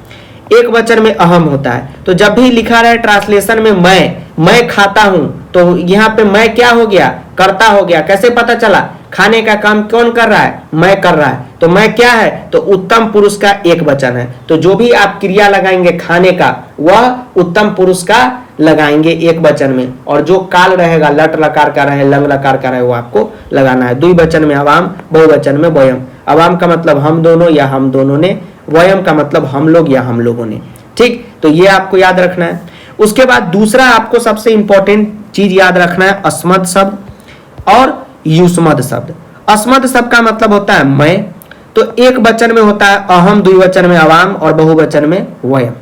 अब आपके मन में होगा कि सर प्रथमा में ये होता है, द्वितीया में ये होता है, उसी तरह सप्तमी तक चलता है। सर हमें कैसे पता चलेगा कि प्रथमा का यूज करना है कि द्वितीया का यूज करना है कि सप्तमी का यूज करना है? तो अभी हम आपको कारक सिखाएंगे, ऐसे आपको पहले से भी सिखा दिए हैं, तो उसी से पता चलेगा कि हमें क्या यूज करना है, ठीक है। मान लीजिए रहे कि मैं खाना खा रहा हूं, तो हम एक ही अकेले अगर खाना खाएंगे तो हम क्या कहेंगे, मैं खाना खा रहा हूं, एक वचन है अहम। हम दोनों खाना खा रहे हैं, दो लोग खा रहे हैं, अवाम। हम सभी खाना खा रहे हैं, वयम, ठीक है, पता चल गया। उसी तरह तू, युष्मत सब आपको याद रखना है, त्वम, युवाम, युवम, ठीक है। अहम, अवाम, वयम और त्वम, युवाम, युवम, ये जो चार्ट है ये दोनों आपको याद रहना चाहिए। तो इतना जो है स्टूडेंट अभी तक जितना बताए, समझिए इतना कॉन्सेप्ट आपको याद है, तो 70% कॉन्सेप्ट अनुवाद का आप याद कर लिए। अब लास्ट कॉन्सेप्ट बचता है, वो है कारक का। तो आप कहेंगे सर क्वेश्चन कब कराएंगे? क्वेश्चन कराएंगे, अभी क्वेश्चन का तो बहुत सारा वीडियो बना के देंगे, लेकिन अगर हमको कॉन्सेप्ट ही नहीं याद रहेगा, 100 को क्वेश्चन ही कर लेंगे, उससे कोई फायदा नहीं होगा। समझ गए? पेशेंस बना के रखिए। अब कारक पढ़ाते चलेंगे और उसके साथ साथ आपको क्वेश्चन भी कराते चलेंगे। चलिए अब आइए स्टूडेंट, हम लोग पढ़ते हैं कारक को। ठीक है, कि कारक क्या है। कारक, एक बात ध्यान में रखिए कि कारक भी जानना बहुत ज्यादा जरूरी है। तो आज के इस लेक्चर में हम लोग सिर्फ और सिर्फ कॉन्सेप्ट पे बहुत ज्यादा फोकस कर रहे हैं। ऐसा क्यों? क्योंकि एक बार कॉन्सेप्ट हम लोग को पता चल जाएगा स्टूडेंट, तो दुनिया का कोई भी क्वेश्चन आए आप बना दीजिएगा। ठीक है, तो आज कॉन्सेप्ट जितना भी है उसको सीख लीजिए। ठीक है, कॉन्सेप्ट इज क्या? पावर। ठीक है, चलिए अब हम लोग स्टार्ट करते हैं कारक। तो कारक का डिफिनीशन आपसे पूछेगा नहीं, लेकिन आपको समझा देते हैं। कारक का मतलब क्या होता है? तो जिसका क्रिया के साथ प्रत्यक्ष संबंध हो उसे हम लोग कारक कहते हैं। समझिए, तो बिना कारक के क्रिया पॉसिबल ही नहीं है। क्रिया का मतलब क्या हुआ? काम होना। ठीक, जैसे अगर हम बोले हम पढ़ा रहे हैं, या हम यहाँ पे बोले कि आप पढ़ रहे हैं। ठीक, आप पढ़ रहे हैं, तो आप पढ़ रहे हैं, यहाँ पे क्रिया क्या हुआ? तो सर क्या बात कर दिए, पढ़ रहे हैं तो पढ़ना क्रिया हुआ, काम हुआ। बिल्कुल सही। तो यहाँ पे पढ़ने का काम कौन कर रहा है? कर्ता कौन है? तो आप है, और वो क्या हो गया? कर्ता कारक हो गया। तो बिना कारक के क्रिया पॉसिबल नहीं है। बस आप इतना ही 10th में ध्यान में रखिए, बाकी बात कुछ नहीं पूछेगा। उसके बाद आपको चिन्ह जो है वो सब याद रखना होगा। ठीक है, बचपन में भी आप लोग खूब याद किए होंगे, फिर से याद करा देते हैं। कर्ता ने कर्म को करण से द्वारा, संप्रदान को के लिए, आपादान से। अब जैसे ही आप देखेंगे कर्म को करण से, करण में भी से और आपादान में भी से, ये दोनों के बीच का डिफरेंस क्या है आगे बताएंगे, शांति से सुनिएगा। संबंध का के की रारे री, अधिकरण में पै पर, संबोधन हे अरे अहो अजी। तो ठीक ये आपको याद रखना है। उसके बाद बउआ एक चीज और याद रखिएगा कि कर्ता में जो है हमेशा कौन सा विभक्ति लगेगा? तो प्रथमा विभक्ति लगेगा। कर्ता में हमेशा कौन सा विभक्ति लगता है? प्रथमा विभक्ति लगता है। इसीलिए जो अभी आपको हम सवाल ट्रांसलेशन कराए थे काल में, बालक पढ़ता है, इसीलिए हम लोग प्रथमा लगाए, क्योंकि बालक क्या था वहां पे? कर्ता था। समझे? समझे? इसलिए जहां पर भी कर्म होगा, ठीक है, कर्म क्या होता है सभी भी आपको बताएंगे, वहां पे द्वितीय विभक्ति लगेगा। जहां पे करण होगा वहां पे क्या लग जाएगा? तृतीय विभक्ति लग जाएगा। जहां पे संप्रदान होगा वहां पे क्या लग जाएगा? चतुर्थी विभक्ति लग जाएगा। अभी फिर से बता देंगे कि कर्ता, कर्म, करण, संप्रदान क्या होता है, इसलिए टेंशन नहीं लीजिए, पहले चिन्ह सब याद कीजिए। जहां पे अपादान होगा वहां पे कौन सा विभक्ति लग जाएगा? वहां पे पंचमी विभक्ति लग जाएगा। जहां पे संबंध होगा वहां पे कौन सा विभक्ति लग जाएगा? षष्ठी विभक्ति लग जाएगा। हमारे बिहार के बोलचाल के भाषा में इसको खष्टी खष्टी कहते हैं। ठीक, तो एक दो बच्चा कमेंट भी कर दिया था कि सर आप खष्टी क्यों बोल रहे हैं, क्यों बोल रहे हैं, ये गलत है। गलत नहीं है बाबू, जैसे हम लोग के इधर बोलचाल में बोला जाता है तो सबका अपना अपना भाषा इसलिए बोल देते हैं, गलत नहीं है। ठीक है, षष्ठी बोलिए या खष्टी बोलिए, बात सही है। ठीक, हम लोग के यहाँ दुर्गा माँ का पूजा होता है, उसमें भी हम लोग बोलते हैं खष्टी है, पंचमी है, ठीक वही वाला है। ठीक, षष्ठी खष्टी एक ही चीज है। अधिकरण जो है उसमें कौन सा विभक्ति लगता है? तो सप्तमी विभक्ति लगता है। संबोधन में हमेशा प्रथमा विभक्ति लगता है। ठीक है, तो संबोधन याद रखिए ना रखिए कोई मतलब नहीं है। सप्तमी विभक्ति तक यानी कि अधिकरण तक तो एकदम सभी बच्चे जबान पे याद रख लीजिए कि कर्ता प्रथमा, करण द्वितीय, करण तृतीय, संप्रदान चतुर्थी, अपदान पंचमी, संबंध षष्ठी, अधिकरण सप्तमी, इतना याद रखना है। उसके बाद आपको चिन्ह याद रखना है कि कर्ता ने कर्म को करण से, संप्रदान को के लिए, अपादान से, संबंध काके की रारे री, अधिकरण में पै पर, संबोधन हे अरे अहो अजी। ठीक है, चलिए अब जैसे आपको अब हम क्वेश्चन भी कराएंगे और साथ साथ में कॉन्सेप्ट भी बताएंगे। पहला कारक है हमारा कर्ता कारक। तो कर्ता कारक हम किसको कहते हैं? तो क्रिया का संपादन करने वाला को हम कर्ता कारक कहते हैं। क्रिया का संपादन करने वाला को हम कर्ता कारक कहते हैं। संपादन मतलब क्या हुआ कि काम को फिनिश करना। तो जो व्यक्ति किसी काम को फिनिश कर रहा है मतलब वो क्या है? कर्ता कारक है। ठीक है, क्या है? कर्ता कारक है। जैसे वहां पे हम आपको एग्जांपल दिए थे कि बालक पढ़ता है, पढ़ना काम हो रहा है, फिनिशिंग कौन कर रहा है? बालक कर रहा है। आप तो जाके नहीं पढ़ रहे हैं। ठीक, सर हम तो यहाँ पढ़ रहे हैं, वहां कैसे पढ़ेंगे? हाँ, कुछ भी, बालक पढ़ रहा है तो पढ़ने का काम कौन कर रहा है? बालक कर रहा है, तो बालक क्या हो गया? कर्ता हो गया। ठीक, तो कर्ता कारक हम किसे कहेंगे? कि क्रिया का संपादन। संपादन का मतलब होता है फिनिशिंग, ये हिंदी है। क्रिया का संपादन करने वाला को हम क्या कहते हैं? कर्ता कारक कहते हैं। जो क्रिया को कंप्लीट करे, जो काम को कंप्लीट करे, वो क्या है? कर्ता कारक है। फूफा जी की भाषा में सीखिएगा तो जो कांड करे बेटा वो करता है, जो कांड करता है वो करता है, ठीक है, जो कांड करता है। तो कर्ता कारक का ये आपको याद रखना है। उसके बाद मोस्ट इंपॉर्टेंट चीज जो है ये है जो आपको याद रखना है कि कर्ता कारक में प्रथमा विभक्ति होती है। रट जाइए आज से कि कर्ता कारक में प्रथमा विभक्ति होती है। एग्जाम तक तो एकदम याद कर लीजिए कि कर्ता कारक में तो प्रथमा विभक्ति होती है, कर्ता कारक में प्रथमा विभक्ति होती है। जैसे अब देखिए ट्रांसलेशन कैसे बनता है, देखिए कैसे बनता है, कैसे हम लोग कारक का इस्तेमाल करते हैं, कैसे लकार का इस्तेमाल करते हैं, कैसे वो जो धातु चार्ट दिए हैं उसका इस्तेमाल करते हैं। देखिए कैसे करते हैं, कैसे शब्द रूप का इस्तेमाल करते हैं। जैसे यहाँ पे है राम जाता है, ध्यान से देखिए, राम जाता है, राम जाता है, राम जाता है, राम जाता है, राम जाता है। मतलब क्या हो रहा है? यहाँ पे कोई काम हो रहा है? बिल्कुल सर, जाने का काम हो रहा है। जहां पे काम होगा वहां पे कर्ता जरूर रहेगा। यहाँ पे कर्ता कौन है? सर राम है। राम क्या है? तो सर प्रथम पुरुष है, अभी ही आप बताए हैं। प्रथम पुरुष का भी क्या है? राम। तो सर 1 मिनट याद करने दीजिए। अरे बउआ, राम मतलब एक राम, तो क्या है? एक वचन है। और ध्यान से देखिए, राम जाता है, राम जाता है, राम जाता था नहीं लिखा है, या राम जाएगा नहीं लिखा है। राम जाता है मतलब ये प्रेजेंट टेंस में है, मतलब ये लकार कौन सा है? तो सर लट लकार है। तो अब आपको लट लकार में जाता है का धातु रूप खोजना है। सर जाता है का धातु रूप क्या होता है? याद कीजिए, गच्छति होता है। गच्छति प्रथम पुरुष एक वचन में सेम पठती धातु पे चलता है। तो प्रथम पुरुष एक वचन में पठ धातु का क्या भी बताए? पठती। तो यहां भी क्या हो जाएगा?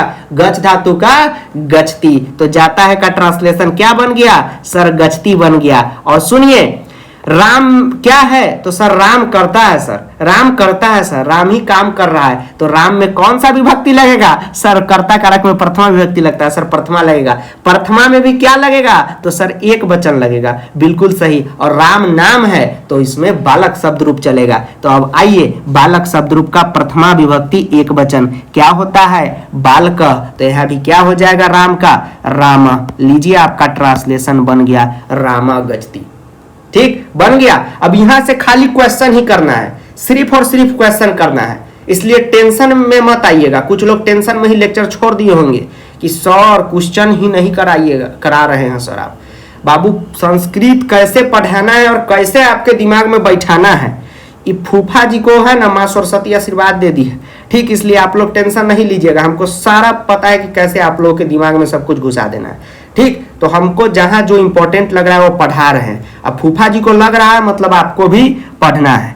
ठीक है, लंदन वाली मैम लंदन है, अभी थोड़ा सा उसकी बहन मकलीन जो है अभी शादी में गई है आलिया के। ठीक है, वही सारा अली खान के मामा मामी, तैमुरवा के मामा का शादी हुआ है ना उसी में, तो मैम भी उसी में चली गई है। पुछारत था तो चलिए, हमको नहीं पूछा, फूफा को कौन पूछता। अब आइए स्टूडेंट, हम लोग नेक्स्ट आते हैं कर्म कारक पे। ठीक है, कर्म कारक। ठीक, कर्म कारक, कर्म बोला जाता है कभी कभी, तो कुछ लोग आपत्ति जता देते हैं कि सर आपको उच्चारण करने नहीं आता। अरे बउआ, हमको सब आता है तभी तो पढ़ाते हैं। मेन गलती जो है ना किसी का नहीं है। ठीक, हम लोग के यहाँ बिहार में उच्चारण हम लोग का थोड़ा सा अलग ही लेवल का रहता है, सभी स्टेट का अपना अपना रहता है, हम लोग का भी अलग ही है। ठीक, इसलिए गलती हो जाता है। तो इसको गलती हम नहीं कहेंगे। हम लोग के यहाँ के IAS ऑफिसर सब भी है, वो भी जैसे एस है तो उसको यस बोलते हैं, तो इसका मतलब कि उनको कुछ नहीं आता है, तो IAS कौन बना दिया उनको? ठीक, तो ऐसा नहीं है। ठीक है, तो कर्म कारक या कर्म कारक जो भी आप समझिए। ठीक, कुछ लोग बड़ा इंसल्ट करते हैं यूट्यूब कमेंट में, लेकिन हमको उससे कोई फर्क नहीं पड़ता है, क्योंकि हम जो हैं फूफा जी हैं और हमारे जो ओरिजिनल बच्चे हैं वो भी फूफा जी हैं। तो हम बड़े फूफा और बच्चे छोटे फूफा मिलकर करेंगे शादी में पेट पूजा। तो कर्म कारक का मतलब क्या हो गया? शांति से समझिए।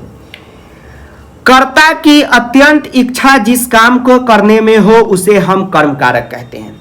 कर्ता की अत्यंत इच्छा जिस काम को करने में हो उसे हम कर्म कारक कहते हैं। मतलब कोई व्यक्ति अगर किसी काम को करने में बहुत ज्यादा इंटरेस्टेड है तो उसे हम क्या कहेंगे? कर्म कारक कहेंगे। मुस्की उधर छूट रहा होगा कि सर बाबू सोना करने में कितना इंटरेस्टेड रहते हैं। बिल्कुल सही, तो बाबू सोना जो है ना वही कर्म कारक है। आप करता हुए, आप करने में बाबू सोना में बहुत इंटरेस्टेड है, तो आप क्या हुए? कर्म कारक वाला एग्जाम्पल हुए। ठीक, जैसे अगर हम यहाँ पे एक चीज आपको याद रखना है कि कर्ता की अत्यंत इच्छा जिस काम को करने में हो उसे हम कर्म कारक कहते हैं। जैसे मैं अनुवाद पढ़ाना चाहता हूं, ध्यान से देखिए, मैं अनुवाद पढ़ाना चाहता हूं, तो मैं क्या हूं? कर्ता हूं। क्यों? क्योंकि मैं काम को कर रहा हूं और मैं अनुवाद पढ़ाने में कुछ ज्यादा ही इंटरेस्टेड हूं, अत्यंत इच्छा है मेरी। तो हम ये जो एग्जाम्पल बोले हैं, ये कौन सा एग्जाम्पल हुआ? कर्म कारक का हुआ। और इस एग्जाम्पल में जहां कर्म होगा वहां पे द्वितीया विभक्ति का यूज होगा। ये आपके जुबान पे याद रहना चाहिए। कर्मणि द्वितीया मतलब कि कर्म कारक में द्वितीया विभक्ति का यूज होता है। यूज कैसे होता है वह अभी हम आपको बताएंगे। एक एग्जाम्पल आपके सामने हम पेश करते हैं कि देखिए, ध्यान से देखिए, मोहन तुमको देखता है, मोहन तुमको देखता है। बताइए इसमें कर्म क्या है? कर्म क्या है? तो कर्ता की अत्यंत इच्छा जिस काम को करने में हो। खोजिए कर्ता यहां पे कौन है? तो देखता है, सर काम हो रहा है तो देखता है, तो पहली से फिक्स है कि क्रिया है, क्लास क्रिया नहीं क्रिया है। अब मोहन तुमको देखता है मतलब यहाँ पे देखने का काम कौन कर रहा है? मोहना कर रहा है, मतलब मोहन क्या हो गया? कर्ता हो गया। अब जो बचा वही ना कर्म हुआ। फिर भी ऐसे नहीं लिख दीजिएगा, सोच लीजिएगा। तो मोहन तुमको देखने में इंटरेस्टेड है, ठीक। मान लीजिए कि आप ही अपने किसी दोस्त को बोलिएगा, तुमको देखने में इंटरेस्टेड है, तो वो तुमको जो हुआ वही कर्म हुआ, क्योंकि उसी को देखने में इंटरेस्टेड है। तो तुमको जो है ये क्या है? कर्म हुआ। पकड़ लिए? यस सर पकड़ लिए। अब आपको एक बात दिमाग में रखना है कि तुमको में आपको क्या लगा देना है? तो द्वितीया विभक्ति लगा देना है, क्योंकि कर्म में हमेशा द्वितीया विभक्ति लगता है। तो सर ये तो सीख लिए कि तुमको में द्वितीया विभक्ति लगाएंगे, लेकिन कर्ता और क्रिया का क्या करेंगे? तो जैसे कर्ता क्रिया चलता है वैसे करेंगे। आपको क्या बताएं कि कर्ता नागिन डांस तो क्रिया भी नागिन डांस। अब कर्ता का नागिन डांस थोड़ा सा कराते हैं। तो बताइए तो मोहन कौन सा पुरुष है? सर मोहन प्रथम पुरुष है। कौन सा वचन है? तो मोहन एक ही बंदा है, तो सर ये तो एक वचन है। अब यह भी बता दीजिए कि मोहन प्रथम पुरुष एक वचन तो है। यस सर, एक प्रथम पुरुष एक वचन तो है, ठीक है। तो अब जो आप क्रिया का धातु रूप खोजेंगे वो भी प्रथम पुरुष एक वचन का ही खोजेंगे। क्या खोजेंगे? प्रथम पुरुष एक वचन का ही खोजेंगे। लेकिन अब आपको तय करना है कि ये जो सेंटेंस है यह कौन से लकार का है। सर ये कैसे पता चलेगा? अभी जो काल पढ़ाए हैं, देखिए, मोहन तुमको देखता है, मतलब अभी जो मोहन है देखना कंटिन्यू है सर, प्रेजेंट है सर, प्रेजेंट टेंस है सर। अगर हम लिखते मोहन तुमको देखता था, लंग लकार भूतकाल हो जाता, पास्ट टेंस। मोहन तुमको देखेगा क्या हो जाता? लिरिट हो जाता, भविष्यत काल हो जाता। यहां पे मोहन तुमको देखता है, प्रेजेंट टेंस है, लट लकार होगा, तो जो भी क्रिया होगा वो लट लकार का होगा। कौन से लकार का होगा? लट लकार का होगा। अब लट लकार में देखना का भी धातु आपको क्या बताए हैं? पश्य धातु या दृश्य धातु, ठीक। इसका रूप किस पे चलेगा? सर अभी आप बताएं, वो पठ धातु सर पठती वाला है, उसी पे चलेगा। बिल्कुल सही। तो लट लकार एक वचन प्रथम पुरुष में क्या होता है? तो ती त अंति सर, पठती होता है सर, पठती होता है सर, पठती होता है। तो यहाँ पे क्या हो जाएगा? देखता है का पठती, तो यहाँ पे क्या हो जाएगा? पश्य धातु से पश्यति लिखिए या दृश्यति लिखिए, बात क्या है? बराबर ही है। थोड़ा सा हम दिखा ही देते हैं। देखिए, ये तो पता कर लिए कि क्रिया लट लकार एक वचन प्रथम पुरुष का होगा। सर कैसे पता चला? तो जैसा कर्ता होगा ना, अगर कर्ता प्रथम पुरुष एक वचन का है तो क्रिया भी प्रथम पुरुष एक वचन का ही होगा, ठीक। तो अब देखना का क्या धातु होता है? पश्य धातु होता है या दृश्य धातु? बात एक ही है। आपको सिंपल सा पश्य धातु या दृश्य धातु में आ जाना है। चलिए आपको हम दिखा देते हैं कहाँ है पश्य धातु और दृश्य धातु। कहाँ गया रे? हाँ देखिए, लट लकार एक वचन प्रथम पुरुष पश्यति है या दृश्यति, वही आपको यहाँ पे लिख देना है। अब ये बार बार हम आपको यहाँ पे नहीं लाएंगे, ये आपको खुद से प्रैक्टिस कर करके याद करना होगा। पश्यति हम लिख दिए। मोहन है, मोहन क्या है? तो कर्ता है। कर्ता में हमेशा प्रथमा विभक्ति होता है। मोहन नाम है तो नाम बालक शब्द रूप पे चलेगा, तो बालक शब्द रूप प्रथमा विभक्ति, और वचन तो मोहन एक ही है, एक वचन में, तो बालका होता है। तो यहाँ पे क्या हो जाएगा? देखिए सिंपल, एक वचन है मोहन, यस सर। करता है तो प्रथमा विभक्ति, यस सर। तुम बालका है तो क्या हो जाएगा? सर मोहना हो जाएगा। बिल्कुल सही। इसका क्या हो जाएगा? मोहना हो जाएगा, मोहना हो जाएगा। हो गया। अब देखिए तुमको कर्म है, इसमें कर्म में क्या लगता है, तो सर द्वितीय विभक्ति लगता है, बिल्कुल सही। अब मोहन तुमको देखता है, मान लीजिए कि आप ही का कोई दोस्त होगा, उसको अगर मोहन देख रहा है तो आप क्या कहेंगे, मोहन तुमको देखता है, मतलब जिसको देख रहा है वो एक ही बंदा है, एक वचन है। तो आप अस्मत युष्मत सब जो याद करवाए इसीलिए करवाए हैं, तो उसमें जाइए और द्वितीय एक वचन खोज के लाइए। द्वितीय एक वचन, सर तुमको देखता है मतलब एक ही बंदा को देख रहा है, तो क्या हो जाएगा, एक वचन हो रहा है। ठीक है, एक ही आदमी को ना देख रहा है, हाँ सर, तो एक वचन द्वितीय विभक्ति लाइए। त्वम ताम युष्मद होता है, yes sir sir sir sir एक वचन, सर एक वचन, सर एक वचन मिल गया।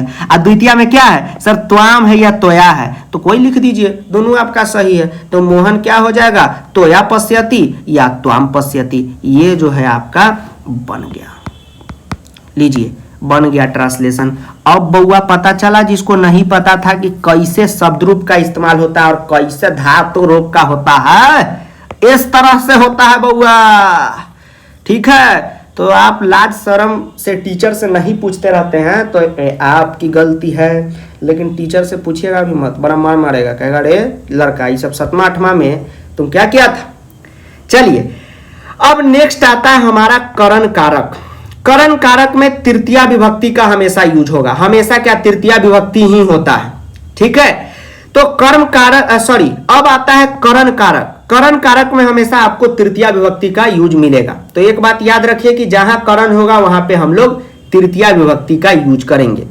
इसका पहचानने का क्या नियम है, तो कर्ता ने कर्म को करण से आपादान से भी है। तो एक बात याद रखिए, आपादान से का मतलब होता है जुदाई, अलगाव के अर्थ में। जैसे हम कहे पेड़ से पत्ते गिरते हैं, तो यहां पे आप देखेंगे एग्जाम्पल में से लिखा हुआ है, तो आप कहेंगे सर पेड़ से पत्ते गिरते हैं, ये तो आपादान भी हो सकता है, करण भी हो सकता है। बिल्कुल नहीं, आपादान होगा। क्यों, क्योंकि पेड़ से पत्ते गिरते हैं, पेड़ से पत्ता का अलगाव हो रहा है। ठीक, तो वैसे वाला से में आपादान होगा और बाकी वाला में क्या होगा, करण होगा। तो जैसे यहां पे देखिए करण कारक का परिभाषा क्या है कि क्रिया के संपादन में अत्यंत सहायक होने वाला करण कारक कहलाता है।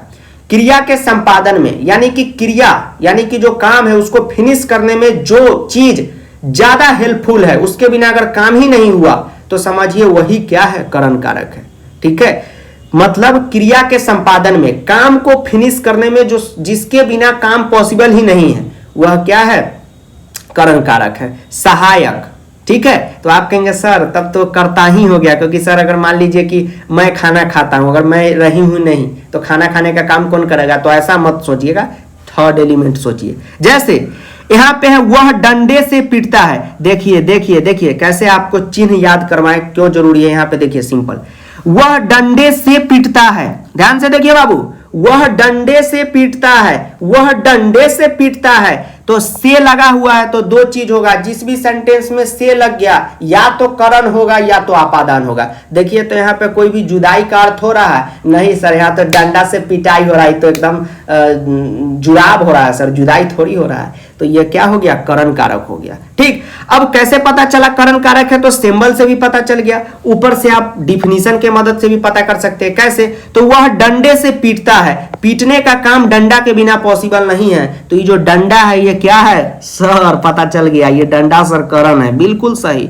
ये करण लोदरा है। ठीक है, पीड़िता से जो मार खाता है वही करण है, तो वह डंडे से पीटता है, क्या हो गया, करण हो गया, क्योंकि डंडे के बिना काम पॉसिबल नहीं है। ठीक है, तो जिसके बिना काम पॉसिबल ना हो, काम को क्रिया बोलते हैं, क्रिया पॉसिबल ना हो, उसे हम क्या कहते हैं, करण कारक कहते हैं। तो करण में कौन सा विभक्ति लगता है, सर क्या बार बार सर मार रहे हैं, सर तृतीया लगेगा, बिल्कुल सही, क्या लगेगा, तृतीया लगेगा। अब देखिए वह डंडे से पीटता है, पीटती है नहीं है बउआ, पीटता है, मतलब कोई मतलब लड़का पीटने का काम कर रहा है, तो वह का संस्कृत क्या हो जाएगा, सर अभी आप सिखाए हैं, स हो जाएगा, बिल्कुल सही। वह क्या है बताइए, सर वह अभी आप हमको सर सिखाए हैं, सर क्या बार बार पूछते हैं सर, अच्छा हमको नहीं लगता है सर, प्रथम पुरुष है, अभी आप बताए थे, बिल्कुल सही। प्रथम पुरुष में भी कौन सा है, तो सर एक वचन है, बिल्कुल सही। वह डंडे से पीटता है, मतलब पीटना कंटिन्यू है, था नहीं लगा हुआ या पीटेगा नहीं लगा हुआ है, सर लट लकार है, सर अभी जितना है लटे लकार का बताएंगे, सेम लंग लकार इसी पे बन जाता है, लट लकार का। तो पीटना का जो काम हो रहा है, यानी कि जो यहाँ पे पीटने का काम हो रहा है, वो भी क्या हो जाएगा, लट लकार एक वचन प्रथम पुरुष में क्या होता है, पठ धातु, पठती होता है, तो यहाँ पे क्या हो जाएगा, टाद्यति। पीटना का क्या हो जाता है संस्कृत, टाद्यति, बन गया। उसके बाद देखिए, हाँ ड हम इसी तरह लिखते हैं, फिर से लिख देते, रुकिए, ताड्यति, ताडयति, गड़बड़ हो रहा है बउआ। देखिए आप लोगों के लिए हम लिख रहे हैं, नहीं तो हम ड जो है इसी तरह टाद्यति हो गया। अब देखिए शांति से, वह का क्या हो गया, सह। अब आपको डंडे से का बनाना है, डंडे से का खोज लीजिएगा, बात देखिए। अब डंडा जो है उसका शब्द रूप होगा कि धातु रूप होगा, ये बताइए। दुनिया में संस्कृत का कोई भी अनुवाद होगा उसमें 3 चीज होता है, धातु रूप, शब्द रूप और वर्ड मीनिंग। तो डंडा का कोई वर्ड मीनिंग नहीं होता है, ये वर्ड मीनिंग रहता तो कोई बात ही नहीं रहता, ठीक है। तो डंडा का होगा धातु रूप की शब्द रूप। सर धातु रूप कैसे होगा, धातु रूप तो क्रिया का होता है, आप ही तो बताएं। डंडा का शब्द रूप होगा, कौन सा शब्द रूप होगा, बालक होगा।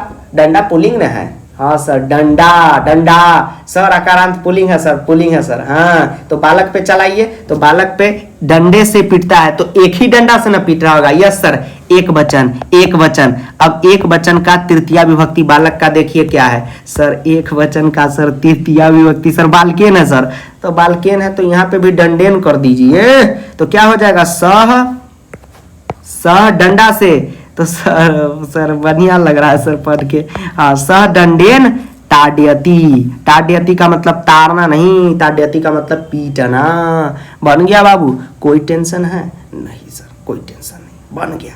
चलिए ठीक, एक बार लंदन वाली मैम के भाषा में, चलिए मैम आ गई शादी से, मैम क्या मिला, कुछ नहीं मिला। चलिए, तो हो अस्तुदंत, यहाँ पे तुमने देखा कि वह दंडे से पीटता है, मतलब कि दंडा के बिना काम पॉसिबल नहीं है, मतलब ये करण कारक है, ऊपर से भी लगा हुआ है। करता है वह है क्योंकि पीटने का काम वह कर रहा है, ये प्रथम पुरुष एक वचन लट लकार का है। कैसे है ये तुमने खोज ही लिया। तो यहाँ पे क्रिया भी क्या हो जाएगा, प्रथम पुरुष एक वचन लट लकार का होगा, तो पठती, तो यहाँ पे टाड्यति, ठीक है। टाड मतलब होता है पीटने का काम। उसके बाद डंडा जो करण है, करण में तृतीया है, ऊपर से एक डंडे से पीट रहा है, तो एक वचन बालक शब्द रूप पे लगाओगे, डंडा बालक पे ही चलता है, तो बालकेन, तो डंडेन। और वह का संस्कृत सह भी होता है, सा भी होता है, लेकिन पीटता है तो सह लगा दिए, अगर पीटती है तो सा लगा दिए। चलिए आगे बढ़िए। चलिए उसके बाद नेक्स्ट आता है संप्रदान कारक। संप्रदान कारक में कौन सा विभक्ति होता है, चतुर्थी विभक्ति होता है, ये याद रखना है। संप्रदान कारक कहते किसको है, तो सिंपल सा कॉन्सेप्ट है, अगर कोई व्यक्ति किसी के लिए काम कर रहा है, किसी के भी लिए कुछ काम कर रहा है, तो वो संप्रदान कारक होगा, किसी के लिए कुछ किया जाए, ठीक। इसके पहचानने का भी नियम है कि संप्रदान को के लिए, तो जिस भी सेंटेंस में को के लिए हो तो समझ जाइएगा संप्रदान कारक है। जैसे यहाँ पे एक एग्जाम्पल हम दिख रहे हैं, वह मोहन के लिए जाता है, तो संप्रदान कारक का मतलब ही होता है कि आप दूसरों के लिए कुछ करें। वह मोहन के लिए जाता है, ठीक। तो यह कुछ भी अगर काम कर रहा है, ठीक है, कुछ भी अगर कर रहा होगा, ये किस लिए भी जा रहा होगा, लेकिन वह मोहन के लिए ही जा रहा है, इसका फायदा मोहन को ही मिलेगा। ऐसे भी यहाँ पे के लिए है, तो ये क्या है, ऑटोमेटिकली संप्रदान है, ठीक। तो जहां इसमें संप्रदान होगा वहां पे क्या लगेगा, चतुर्थी विभक्ति लगेगा। अब ध्यान से देखिए कहां पे संप्रदान है, तो वह मोहन के लिए जा रहा है, तो यहाँ पे जाने का काम कौन कर रहा है, वह कर रहा है, तो ये कर्ता हो गया। जाता है क्या हो गया, सर क्रिया हो गया, ठीक है। मोहन के लिए, तो के लिए, मोहन के लिए, सबका संस्कृत एक ही हो जाएगा। सर कैसे, क्योंकि के लिए एक सिंबल है कि संप्रदान कारक है, ठीक। तो एक बार आप सबका लगा दीजिएगा, उसी में एडजस्ट हो जाता है। तो मोहन में कौन सा विभक्ति लगेगा, सर चतुर्थी विभक्ति लगेगा, सर चतुर्थी विभक्ति लगेगा सर, बिल्कुल। अब मोहन के लिए एक ही मोहन है, तो सर एक वचन लगेगा, हो गया। ये हम लोग खोज लिए। अब आपके मन में होगा सर संप्रदान तो सिर्फ मोहन होगा, क्योंकि सर मोहन के लिए ना जा रहा है, मुंह से निकल रहा है के लिए, तो मोहन अकेले नाम कैसे संप्रदान हो जाएगा यार, के लिए उसमें ऑटोमेटिक ऐड रहता है। तो ये सब का संस्कृत जो है हाइलाइटर मारे अभी फेयर लवली का, इसका एक ही होगा। तो चतुर्थी एक वचन खोज लिए। वह क्या है, सर करता है। वह क्या है, अभी बताएं सर, वह प्रथम पुरुष एक वचन लट लकार का है, तो ये जाता है यानी जाने का काम, ये भी प्रथम पुरुष एक वचन लट लकार का होगा। पठती, तो क्या हो जाएगा, जाने का धातु क्या होता है, गच होता है, तो यहाँ गचती हो जाएगा। वह का क्या होता है संस्कृत, वह मोहन के लिए जाती है, नहीं है, जाता है, तो तो सर स हो जाएगा, पुल्लिंग है। अब मोहन के लिए तो मोहन में शब्द रूप चलेगा कि धातु रूप? सर मोहन नाम है तो शब्द रूप चलेगा। मोहन तुरंत बालक चतुर्थी एक वचन, छठ से देखिए सर, दिखाइए सर, मोहन चतुर्थी सर बालक एक वचन। सर बालकाय है तो हाँ यहाँ पे भी मोहनाय कर दीजिए, सह मोहनाय गच्छति, कि वह मोहना के लिए जा रहा है। देखे कैसे शब्द रूप धातु रूप का यूज होता है। ठीक, जो लेक्चर छोड़ के भाग गए होंगे उनको फायदा नहीं हुआ होगा। चलिए अब आगे बढ़ते हैं। अब आइए स्टूडेंट हम लोग नेक्स्ट पढ़ते हैं जिसका नाम है अपादान कारक। तो ध्यान से देखिएगा, अपादान कारक के पहचानने का नियम क्या है? तो से है। तो आप कहेंगे सर करण का भी से, अपादान का भी से। तो करण का अलग कॉन्सेप्ट है, अपादान का अलग कॉन्सेप्ट है। ठीक है, अपादान का जब से यूज होगा तो एक बात ध्यान में रखिएगा, अलगाव का अर्थ होता रहता है। जैसे करण में आपको हमने पढ़ाया, कहां गया रे करण लोदरा, देखिए वह डंडे से पीटता है। ध्यान से देखिए, वह डंडे से पीटता है, तो से लगा हुआ है लेकिन अलगाव का बोध नहीं हो रहा है, जुदाई का बोध नहीं हो रहा है। लेकिन आप देखिएगा कि यहां पे है वह गांव से आता है, वह गांव से आता है, तो गांव से अलगाव का बोध हो रहा है।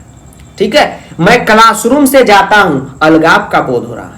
ठीक है, समझ गए। पेड़ से पत्ते गिरते हैं तो अलगाव का बोध हो रहा है, जुदाई का बोध हो रहा है, तो वहां पे अपादान कारक का यूज होगा। और जहां पे अपादान होगा वहां पे विभक्ति कौन सा लगेगा? तो पंचमी विभक्ति लगेगा। समझ गए। अब चलिए आगे बढ़ते हैं।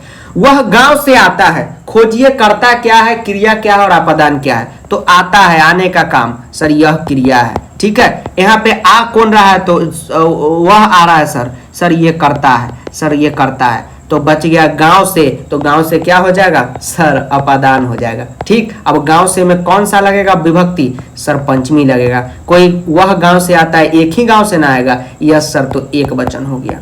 ठीक है, एक वचन हो गया। अब देखिए वह जो है वो क्या है? सर प्रथम पुरुष है सर, अभी बताएं सर। और एक वचन भी है सर, हाँ सर अभी आप बताएं, प्रथम पुरुष एक वचन है। वह गांव से आता है, अभी आ ही रहा है, प्रेजेंट टेंस है, लट लकार है, तो वह का जो संस्कृत है वो क्या हो जाएगा? वह का तो संस्कृत फिक्स है सर, स हो जाएगा। ठीक है, आता है तो क्रिया किस पे चलता है? क्रिया हमेशा कर्ता के अकॉर्डिंग चलता है। कर्ता प्रथम पुरुष एक वचन लट लकार है, तो क्रिया भी प्रथम पुरुष एक वचन लट लकार होगा। तो सुनिए, जाता है का गच्छति और आता है का तो आगे में क्या लग जाएगा?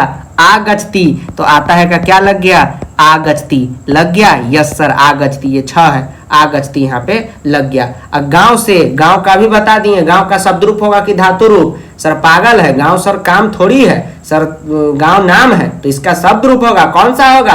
सर आप बताए हैं सर, बालक होगा। बिल्कुल सही, बालक होगा। तो बालक शब्द रूप पे कौन सा चलता है? गांव का चलता है सर। हाँ, अब बताइए, अब देखिए गांव से का शब्द रूप होगा कि धातु रूप? सर क्या बात कर रहे हैं सर, गांव का शब्द रूप होगा सर, नाम न है, तो गांव का शब्द रूप किस पे चलता है? सर गांव का शब्द रूप बालक शब्द रूप पे चलता है। बिल्कुल सही, क्योंकि सर आप बताए ना सर, ग्राम यहाँ पे लिखा हुआ है सर, ग्राम का मतलब गांव। बिल्कुल, तो अपादान है गांव से, मतलब पंचमी लगेगा, तो यहाँ पे बालकात है, तो यहाँ पे क्या हो जाएगा बाबू? सिंपल सर ग्रामात हो जाएगा सर। कहाँ गया सर? सर हम तो पूरा बना दिए सर, एकदम झंडा गाड़ दिए सर। क्या हो जाएगा? ग्रामात हो जाएगा। लीजिए, बन गया। ठीक है, सह ग्रामात आगच्छति बन गया, सह ग्रामात आगच्छति। आंसर बढ़िया ढंग से लिख देते हैं। राइटिंग खराब है लेकिन सह बोल दिए, ग्रामात बोल दिए, लेकिन फिर भी आप लोग कहते हैं सर हमको दिखा ही नहीं सर कैसे होगा? हो गया, आंसर बन गया। अब नेक्स्ट आता है संबंध कारक। तो जहां पे संबंध बताने का काम हो वहां पे संबंध कारक लगेगा, और इस जहां पे संबंध होगा वहां पे षष्ठी विभक्ति, षष्ठी विभक्ति जो भी कहिए वो लग जाएगा। तो राम का पुत्र जाता है, तो जाने का काम हो रहा है, तो राम का पुत्र जाता है, राम का पुत्र जाता है, राम का पुत्र जाता है, राम का पुत्र जाता है, तो क्रिया क्या हो गया? सर जाता है, क्रिया हो गया सर, जाने का काम। और सुनिए, राम का पुत्र जाता है, बताइए इसमें कर्ता क्या है? आधा बच्चे कह रहे होंगे पुत्र, आधा बच्चा सोच रहा होगा राम, क्योंकि सर पहले राम है, जैसे पहले सर वह था तो यही करता है। बिल्कुल नहीं, कर्ता मतलब जो कांड कर रहा है, जो काम कर रहा है। तो राम का पुत्र जाता है, जाने का काम तो पुत्र कर रहा है, तो कर्ता ये हो गया। सर कैसे? ऐसे देखिए, राम का पुत्र जाता है, तो जाता है काम हुआ तो क्रिया, ये तो खोज लिए। राम का पुत्र जाता है, जाने का काम कौन कर रहा है? पुत्र कर रहा है, तो पुत्र क्या हो गया? कर्ता हो गया। तो संबंध कौन हो गया? तो सर संबंध राम हो गया। मतलब जो संबंध कारक का कॉन्सेप्ट है वो राम में लगेगा। राम में क्या लगेगा? पंचमी लगेगा। राम का पुत्र जाता है तो एक ही राम है, यस सर, तो एक वचन है। अब राम का शब्द रूप होगा कि धातु रूप? सर नाम है तो धातु रूप थोड़ी होगा, शब्द रूप होगा। पंचमी एक वचन में आइए तो राम चलता है बालक पे ही। कोई भी दुनिया का नाम हो, राम, श्याम, आयुष, राहुल, पिंकू, आदर्श, अनुराग, सब जो है बालक पे ही चलेगा। तो क्या चलेगा? पंचमी पंचमी नहीं ना, राम पे गड़बड़ हो रहा है। पंचमी नहीं बउआ, यहाँ पे क्या लगेगा? षष्ठी विभक्ति न लगेगा। ध्यान से देखिए, यहाँ पे क्या लगेगा? षष्ठी विभक्ति लगेगा। छोटी छोटी बात, राम जहाँ पे भी संबंध होगा वहाँ पे षष्ठी लगेगा। षष्ठी एक वचन आप यहाँ पे खोजिए क्या है? षष्ठी एक वचन क्या है? बालकस्य है। क्या है? बालकस्य है। तो क्या हो जाएगा यहाँ पे? बताइए। यहाँ पे सिंपल हो जाएगा, रामस्य हो जाएगा। कोई दिक्कत है? यहाँ पे क्या हो जाएगा? रामस्य हो जाएगा। समझ गए? राम का क्या हो जाएगा? रामस्य। क्यों? क्योंकि राम में संबंध कारक है। संबंध कारक कैसे है? तो पुत्र करता है, जाता है क्रिया, तो बच गया ये, तो ये भी संबंध है ना हुआ। और रामे का पुत्र, तो रामे का बीच ना संबंध बता रहा है। संबंध में षष्ठी विभक्ति, खष्ठी विभक्ति जो भी कह ली वो लगाएंगे। राम एक वचन है, एक राम है। राम बालक शब्द रूप पे चलेगा। षष्ठी एक वचन क्या हो जाएगा? रामस्य हो गया, बन गया। पुत्र करता है, करता है एक वचन में है। पुत्र एक ही पुत्र है ना, ठीक, यस सर, एक ही पुत्र है। पुत्र का भी शब्द रूप होता है तो क्या हो जाएगा? एक वचन में पुत्र हो जाएगा। करता है तो प्रथमा विभक्ति लगेगा। अब आपके मन में क्वेश्चन होगा कि सर पुत्र तो हम समझ गए बालक शब्द रूप पे चलता है, लेकिन पुत्रों क्यों नहीं लिखे? क्योंकि पुत्र करता है, जाने का काम कर रहा है। और आपको कितना बार बताया कि कर्ता में प्रथमा होता है। कर्ता में क्या होता है? प्रथमा। तो बालक है तो क्या हो जाएगा? सर पुत्र हो जाएगा। समझ गए? अब तो रिवीजन चल रहा है, ये सब खोल खोल के बताएंगे, फिर बता रहे। रामस्य पुत्र और जाता है, जाने का काम हो रहा है, तो यहाँ पे क्या हो जाएगा? गचती हो जाएगा। लीजिए, बन गया। कोई दिक्कत है? नहीं सर, संबंध भी खत्म। अब चलिए नेक्स्ट चलते हैं अधिकरण पे। ठीक है, चलिए। अधिकरण कारक किसे कहते हैं? तो क्रिया के आधार अधिकरण पे होता है। ठीक है, क्रिया के आधार अधिकरण पे होता है। मतलब जो भी काम हो रहा है उसका जो बेस है वही अधिकरण कहलाएगा। जैसे वह विद्यालय में पढ़ता है, तो पढ़ना क्या है? सर क्रिया है। बिल्कुल सर सही बताए, क्रिया है। वह क्या है? सर करता है। ठीक है, बिल्कुल सर सही बताए, वह करता है। तो विद्यालय में पढ़ता है, बेस क्या है? विद्यालय है। ठीक है, तो अधिकरण कारक हम किसे कहेंगे? तो क्रिया के आधार को पे अधिकरण होता है। मतलब उसके बिना काम ही ना हो। अगर विद्यालय नहीं रहेगा तो फिर काम कैसे होगा? ठीक है, तो वह विद्यालय में पढ़ता है। ठीक है, ऐसे सिंबल जो याद कराए हैं अधिकरण में पर, देखिए यहाँ में लिखा हुआ अधिकरण है। तो विद्यालय में क्या हो गया? अधिकरण हो गया। विद्यालय के बिना पढ़ाई होगा? नहीं होगा। तो क्रिया जो काम है उसका बेसे ये है। समझ रहे बात को? तो ये हो गया अधिकरण। अधिकरण जहां रहे वहां पे क्या बताए हैं? सप्तमी व्यक्ति का यूज होता है। तो विद्यालय में हमेशा सप्तमी का यूज होगा। एक ही विद्यालय है तो सप्तमी एक वचन, सप्तमी एक वचन। अब विद्यालय बालक पे चलता है तो विद्यालय में का संस्कृत क्या हो जाएगा? बालकाय। देखिए ना, सिंपल। देखिए सप्तमी क्या है? सॉरी, बालके। बालके है ना, तो यहाँ पे क्या हो जाएगा? बालके जो है सप्तमी है, तो यहाँ पे क्या हो जाएगा? विद्यालय है। बन गया, हो गया। अब देखिए, वह क्या है? प्रथम पुरुष एक वचन। वह विद्यालय में पढ़ता है, अभी कंटिन्यू पढ़ ही रहा है। सर लट लकार है, तो लट लकार प्रथम पुरुष एक वचन का क्रिया क्या होगा? पढ़ता है का? सर पढ़ती होगा। बिल्कुल सही। अब वह का संस्कृत क्या होता है? स होता है। पुल्लिंग है कि स्त्रीलिंग? सर कैसे पता चलेगा? तो वह विद्यालय में पढ़ता है, अभी पढ़ने का काम कंटिन्यू किया हुआ है। ठीक है, तो पुल्लिंग है। नहीं, वह विद्यालय में पढ़ता है तो पुल्लिंग है, पढ़ती है तो स्त्रीलिंग। तो सह विद्यालय पढ़ती, हो गया, बन गया। समझ गए? विद्यालय विद्यालय क्यों होता है? इसी टाइप से होता है। समझ गए? कारक हो गया आपका समाप्त। ठीक, सप्तमी में क्या होता है बताइए? बालक शब्द रूप में बालके होता है, तो यहाँ पे क्या हो जाएगा? सिंपल विद्यालय हो जाएगा। ठीक, चलिए। तो शब्द रूप का कितना बड़ा रोल है ये आपको याद हो गया। याद नहीं है तो याद कर लीजिए। ठीक, चलिए आगे बढ़ते हैं। अब स्टूडेंट नेक्स्ट टॉपिक हमारा आता है अव्यय। अव्यय कहते किसको है पहले वो समझिए और फिर बताते हैं कि अनुवाद में इसका यूज कैसे किया जाता है। हर एक साल सीबीएसई अंकल जो है 2 क्वेश्चन अव्यय पे रिलेटेड पूछता है। ठीक है, बिना अव्यय के 2 क्वेश्चन पूछेगा ही नहीं, तो बहुत ज्यादा इंपॉर्टेंट है।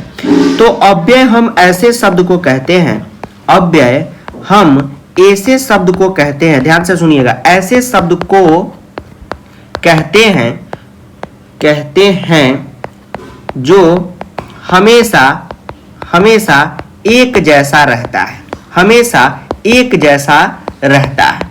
ठीक है स्टूडेंट, तो हम ऐसे शब्द को अव्यय कहते हैं जो हमेशा एक जैसा रहता है। इसमें विभक्ति, लिंग और वचन के हिसाब से कोई भी परिवर्तन नहीं होता है। तो अव्यय हम किसको कहते हैं? ऐसे शब्द को कहते हैं जो हमेशा एक जैसा रहे और इसमें विभक्ति, लिंग और वचन के अकॉर्डिंग कोई भी चेंजेज न हो, वैसे शब्द को हम लोग क्या कहते हैं? अव्यय कहते हैं। ठीक है, चलिए जैसे यहाँ पे कुछ इंपॉर्टेंट अव्यय है जो आपको हम बता देते हैं, जो आपको एकदम याद रखना है बोर्ड एग्जाम के लिए। और टर्म 1 में तो अव्यय गला फाड़ फाड़ के पढ़ाए थे सर, भूल गए हैं तो अव्यय कम से कम याद रखिए। क्वेश्चन याद रहे चाहे न रहे उससे मतलब नहीं है, अव्यय आपको याद रखना है। ठीक, तो फिर से बता देते हैं अव्यय। तो संस्कृत के वे शब्द जो सर्वदा मतलब हमेशा एक जैसा रहता है, इसमें विभक्ति, वचन और लिंग के अनुसार कोई भी परिवर्तन नहीं होता है। तो आपके मन में, जिसके भी मन में डाउट आ रहा होगा कि सर ये विभक्ति, वचन और लिंग के अनुसार परिवर्तन नहीं होता है, इसका मतलब क्या होता है सर? तो आपको अभी बताते हैं। जैसे अगर हम एक एग्जाम्पल लिखते हैं स्टूडेंट कि सीता अचानक घर जाती है, अचानक घर जाती है। और एक हम वर्ड लिखते हैं राम अचानक पढ़ता है। ठीक, तो यहां पे आपने क्या देखा कि ये जो पहले वाक्य में सीता था ये स्त्रीलिंग थी, लेकिन दूसरे वाक्य में राम पुल्लिंग हो गया, लेकिन अव्यय जो है ये अचानक एक अव्यय हो गया, ये कभी नहीं बदला। ठीक है, तो आपने देखा कि सेंटेंस स्त्रीलिंग से पुल्लिंग हुआ। ठीक है, क्रिया यहाँ पे घर जाना था, घर जाने का काम हो रहा था, यहाँ पे पढ़ने का काम हो रहा है, क्रिया भी बदल गया। ठीक है, लेकिन अव्यय जो है नहीं बदला। तो ऐसे ही शब्दों को हम क्या कहते हैं? अव्यय कहते हैं, जो कभी भी नहीं बदले। तो ये तो बेसिक था जो आपको याद रहना चाहिए। अब कुछ इंपॉर्टेंट अव्यय सब है जो आपको बता देते हैं। ये जो अभी पीडीएफ स्क्रीन पे दिख रहा है इसको अभी हम टेलीग्राम पे दे देंगे, याद कर लीजिएगा। लेकिन जो जो इंपॉर्टेंट है उसको आप बता देते हैं, आप एकदम याद कर लीजिएगा। स्वः मतलब होता है आने वाला कल। ठीक है, आने वाला कल। और हया का मतलब होता है बीता हुआ कल। ठीक है, उसके बाद संप्रति, अधुना, इदानीम, इस सब का मतलब होता है इस समय। तो ये जो अभी 3 बताए ये तो most most most most most important है। उसके बाद इधर आइएगा तो मोस्ट इंपॉर्टेंट, ऐसे तो सब मोस्ट इंपॉर्टेंट ही है, लेकिन इसमें भी जो जो इंपॉर्टेंट है उसके बारे में हम आपको बता दें। जैसे अपी का मतलब भी आप लोग हमेशा याद रखिएगा। ठीक है, इतस्ततः का मतलब इधर उधर, ये याद आप लोगों को रखना है। कदा का मतलब कब, कुतः का मतलब कहाँ से, कुत्र का मतलब कहाँ, ये आपको याद रखना है। उसके बाद ये भी जो बताने जा रहे हैं वो तो एकदम याद रखिएगा। अभितः का मतलब होता है दोनों ओर। तो आपको क्वेश्चन भी बोर्ड पूछता है कि विद्यालय के दोनों ओर वृक्ष है, तो दोनों ओर का संस्कृत क्या लगा देंगे? अभितः लगा देंगे। ठीक है, चलिए अभितः। उसके बाद चारों तरफ का परितः और सभी ओर का सर्वतः, दोनों ओर का उभयतः भी आप यूज कर सकते हैं, दोनों एक ही चीज है। उसके बाद इधर हम लोग आते हैं तो खास बात बताते हैं। तहरी का मतलब तो, ये आपको याद रहना चाहिए। उसके बाद नूनम, नूनम तो एकदम मोस्ट इंपॉर्टेंट है। निश्चय ही का संस्कृत होता है नूनम, ननु भी होता है, निश्चयन भी होता है। तो जो आपको इच्छा करे आप याद करके रखिएगा। ठीक है, चलिए उसके बाद आपको अगला बताते हैं। चलिए इसमें आपको क्या क्या याद रखना है सो आपको हम बता दें। जैसे खलु, खलु का भी मतलब होता है निश्चय ही। तो ये बहुत बच्चा सब कंफ्यूज हो जाता है कि सर निश्चय ही का नूनम होगा कि खलु होगा? दोनों होगा। ठीक है, इसलिए आप जो है टेंशन नहीं लीजिएगा, दोनों आप लिख सकते हैं। उसके बाद आप ये याद रखिएगा, यद्यपि का मतलब अगर होता है। ठीक, यत्र का मतलब जहां होता है। तो याद तो आपको सब कुछ रखना है, लेकिन जो अभी बताए हैं वो बहुत ही ज्यादा क्या है, इंपॉर्टेंट है, जिसका सवाल एकदम आता ही आता है। चलिए आगे बढ़ते हैं। अब आइए स्टूडेंट हम लोग क्वेश्चन के प्रैक्टिस में अब चलते हैं। अब जितना भी कॉन्सेप्ट था, क्वेश्चन था, आपको साथ साथ कराएं। अब पर्सनली हम क्वेश्चन को करेंगे और कोशिश करेंगे कि वही क्वेश्चन को करें जो सीबीएसई के बोर्ड एग्जाम में आ चुका है, मतलब उसी लेवल का क्वेश्चन आएगा। एक बात ध्यान में रखिएगा कि सैंपल पेपर सीबीएसई का आपसे बन रहा है, तो समझिए कि बोर्ड एग्जाम में भी आपसे क्वेश्चन बनेगा, क्योंकि लेवल जो है संस्कृत में जैसा सैंपल पेपर का रहता है, किसी पब्लिकेशन के सैंपल पेपर का नहीं, सीबीएसई अंकल के सैंपल पेपर का वैसा ही लेवल आपको बोर्ड के एग्जाम में मिलेगा। जैसे यहाँ पे क्वेश्चन है, सभी छात्र निश्चय ही सफल होंगे। अब जैसे ही इतना बड़ा क्वेश्चन देखें हम हो गए बेहोश कि सर कैसे बनेगा। एक बात ध्यान में रखिएगा कि छोटा छोटा अनुवाद का क्वेश्चन आपसे बन रहा है तो बड़ा बड़ा ऑटोमेटिक बनेगा, क्योंकि बड़ा बड़ा में कॉन्सेप्ट लगता है, और कॉन्सेप्ट कहाँ से आता है? छोटे छोटे सवाल करने से आता है, जो आप कर चुके हैं। अब देखिए कैसे चुटकी में इसको बनाएंगे, ध्यान से पढ़िए। सभी छात्र निश्चय ही सफल होंगे, सभी छात्र निश्चय ही सफल होंगे, सभी छात्र निश्चय ही सफल होंगे, अभी हुए नहीं हैं, अभी होंगे, अभी भविष्य में होंगे, भविष्यत काल। तो हमें क्या पता चला? ये जो सेंटेंस है ये कौन से काल का है? भविष्यत काल का है। कौन से काल का है? भविष्यत काल का है। सर आपको कैसे पता चल गया कि ये सर भविष्यत काल है? सर हमको भी बताइए। बहुत सिंपल है, सभी छात्र निश्चय ही सफल होंगे, मतलब कि अभी सफल हुए नहीं हैं। तो हमें तो ये पता चल गया कि कौन से काल, यानी संस्कृत में कौन से लकार का क्वेश्चन है। सर शर्माइए मत सर, ये अभी पढ़ा है आप, लिरिट लकार का है, क्योंकि ये सर भविष्यत काल का है। बहुत बढ़िया, बहुत बढ़िया, बहुत अच्छे। चलिए हो गया। अब सुनिए, इसमें आप ढूंढने की कोशिश कीजिए कर्ता। क्यों सर? क्योंकि काम हो रहा है, सफल होने का काम हो रहा है। यस सर, छात्र कर्ता हो गया सर, क्योंकि यही काम करके ना सफल होगा। बिल्कुल सही, आप भी काम करके सफल होंगे। छात्र कौन सा पुरुष है? सर छात्र प्रथम पुरुष है। क्या सर बार बार शर्मा रहे हैं? प्रथम पुरुष है। छात्र बहुवचन है कि एक वचन है कि द्विवचन है? सर एक वचन है। नहीं, थोड़ा सा यहीं पे ध्यान आपको देना होगा। सभी छात्र सफल होंगे, ठीक है, सभी छात्र सफल होंगे, ठीक, मतलब बहुत सारे छात्र हैं, तो ये क्या हो गया सर? बहुवचन हो गया। मतलब अब जो है ये होंगे, जो क्रिया हम खोजेंगे वो किसका खोजेंगे? लिरिट लकार प्रथम पुरुष बहुवचन का खोजेंगे। आइए खोजते हैं लिरिट लकार प्रथम पुरुष बहुवचन का, देखिए क्या होता है।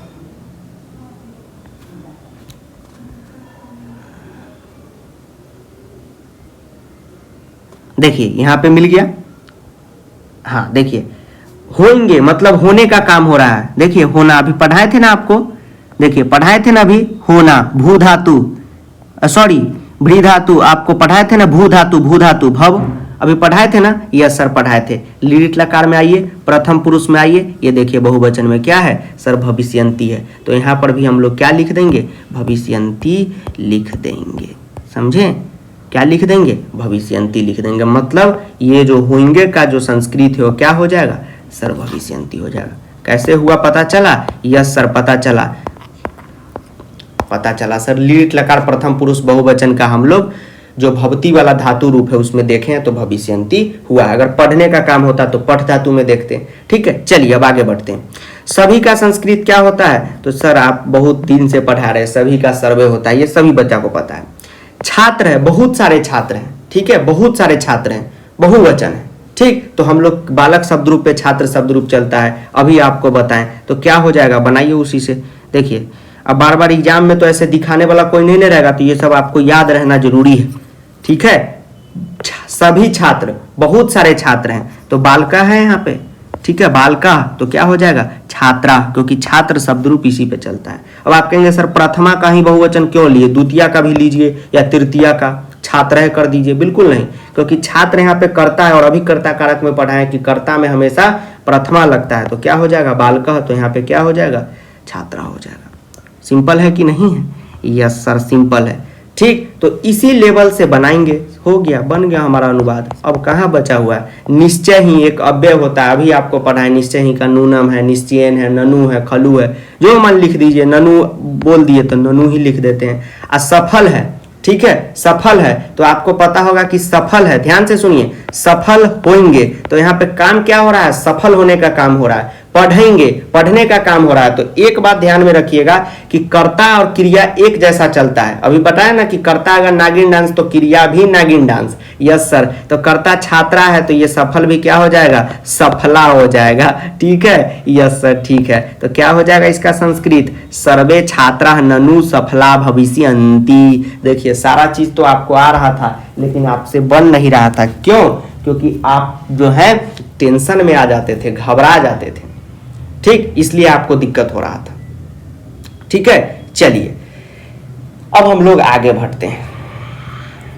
अब देखिए अगला क्वेश्चन है, परिश्रमी जन सदैव सफल होता है। अगला क्वेश्चन क्या है, परिश्रमी जन सदैव सफल होता है। ध्यान से बनाइएगा, परिश्रमी जन सदैव सफल होता है, ठीक है।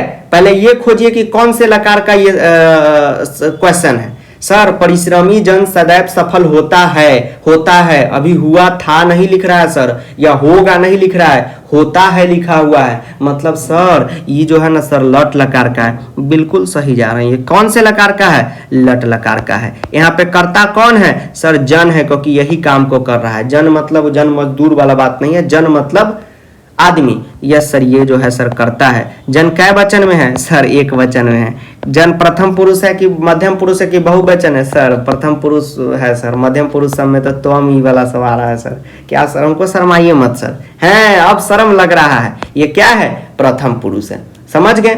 मतलब अब जो आप होता है का मतलब लगाएंगे संस्कृत, तो लट लकार एक वचन प्रथम पुरुष का लगाएंगे। जाके अभी आप खोजेंगे तो उसमें आपको पता चल जाएगा क्या लिखा हुआ है। लट लकार एक वचन प्रथम पुरुष, भू धातु क्या अभी पढ़ाए हैं? पठती पठंती पढ़ाए हैं ना, पठती। हाँ तो क्या हो जाएगा? भवती हो जाएगा। ठीक है, धातु रूप देखिए अभी जाके क्या हो जाएगा? भवती हो जाएगा। क्यों भवती हो जाएगा? क्यों भवती हो जाएगा? क्योंकि लट लकार एक वचन प्रथम पुरुष में जो धातु रूप है वो ती पे चलता है, तो भवती। एक अगर पढ़ने का काम होता तो पढ़ती, जाने का काम होता तो गजती। हो गया। उसके बाद एक वचन है, एक वचन है प्रथम पुरुष है, तो जैसे बालक शब्द रूप है तो सेम बालकः, तो ये इसका क्या हो जाएगा? जन का। बताइए क्या हो जाएगा? जन का क्या हो जाएगा? जन हो जाएगा। सदैव, सदैव का संस्कृत हमेशा सदैव ही होता है। ठीक है, सदैव हो जाएगा। जना है तो आपको बताएं कि क्रिया और कर्ता हमेशा एक जैसा चलता है। यस सर, अभी आप बताएं। अगर क्रिया जना है तो ये सफल भी सफला हो जाएगा, क्योंकि क्रिया जो है, काम जो है यहाँ पे सफल होने का हो रहा है। तो जना तो सिंपल सफला। यहाँ पे आपने देखा छात्रा तो सफला। ठीक हो गया। परिश्रमी का संस्कृत क्या होता है? परिश्रमीय होता है। ये सब सीबीएसई में पूछा हुआ सवाल है, ये सैंपल पेपर में था शायद इस बार। बताइए तो इसमें कोई दिक्कत है? नहीं सर कोई दिक्कत नहीं है। सर एक क्वेश्चन था मन में, सर धातु कैसे लगा दिए? एक बार सर बता देते हैं। ये तो आप खोज लिए कि लट लकार का है।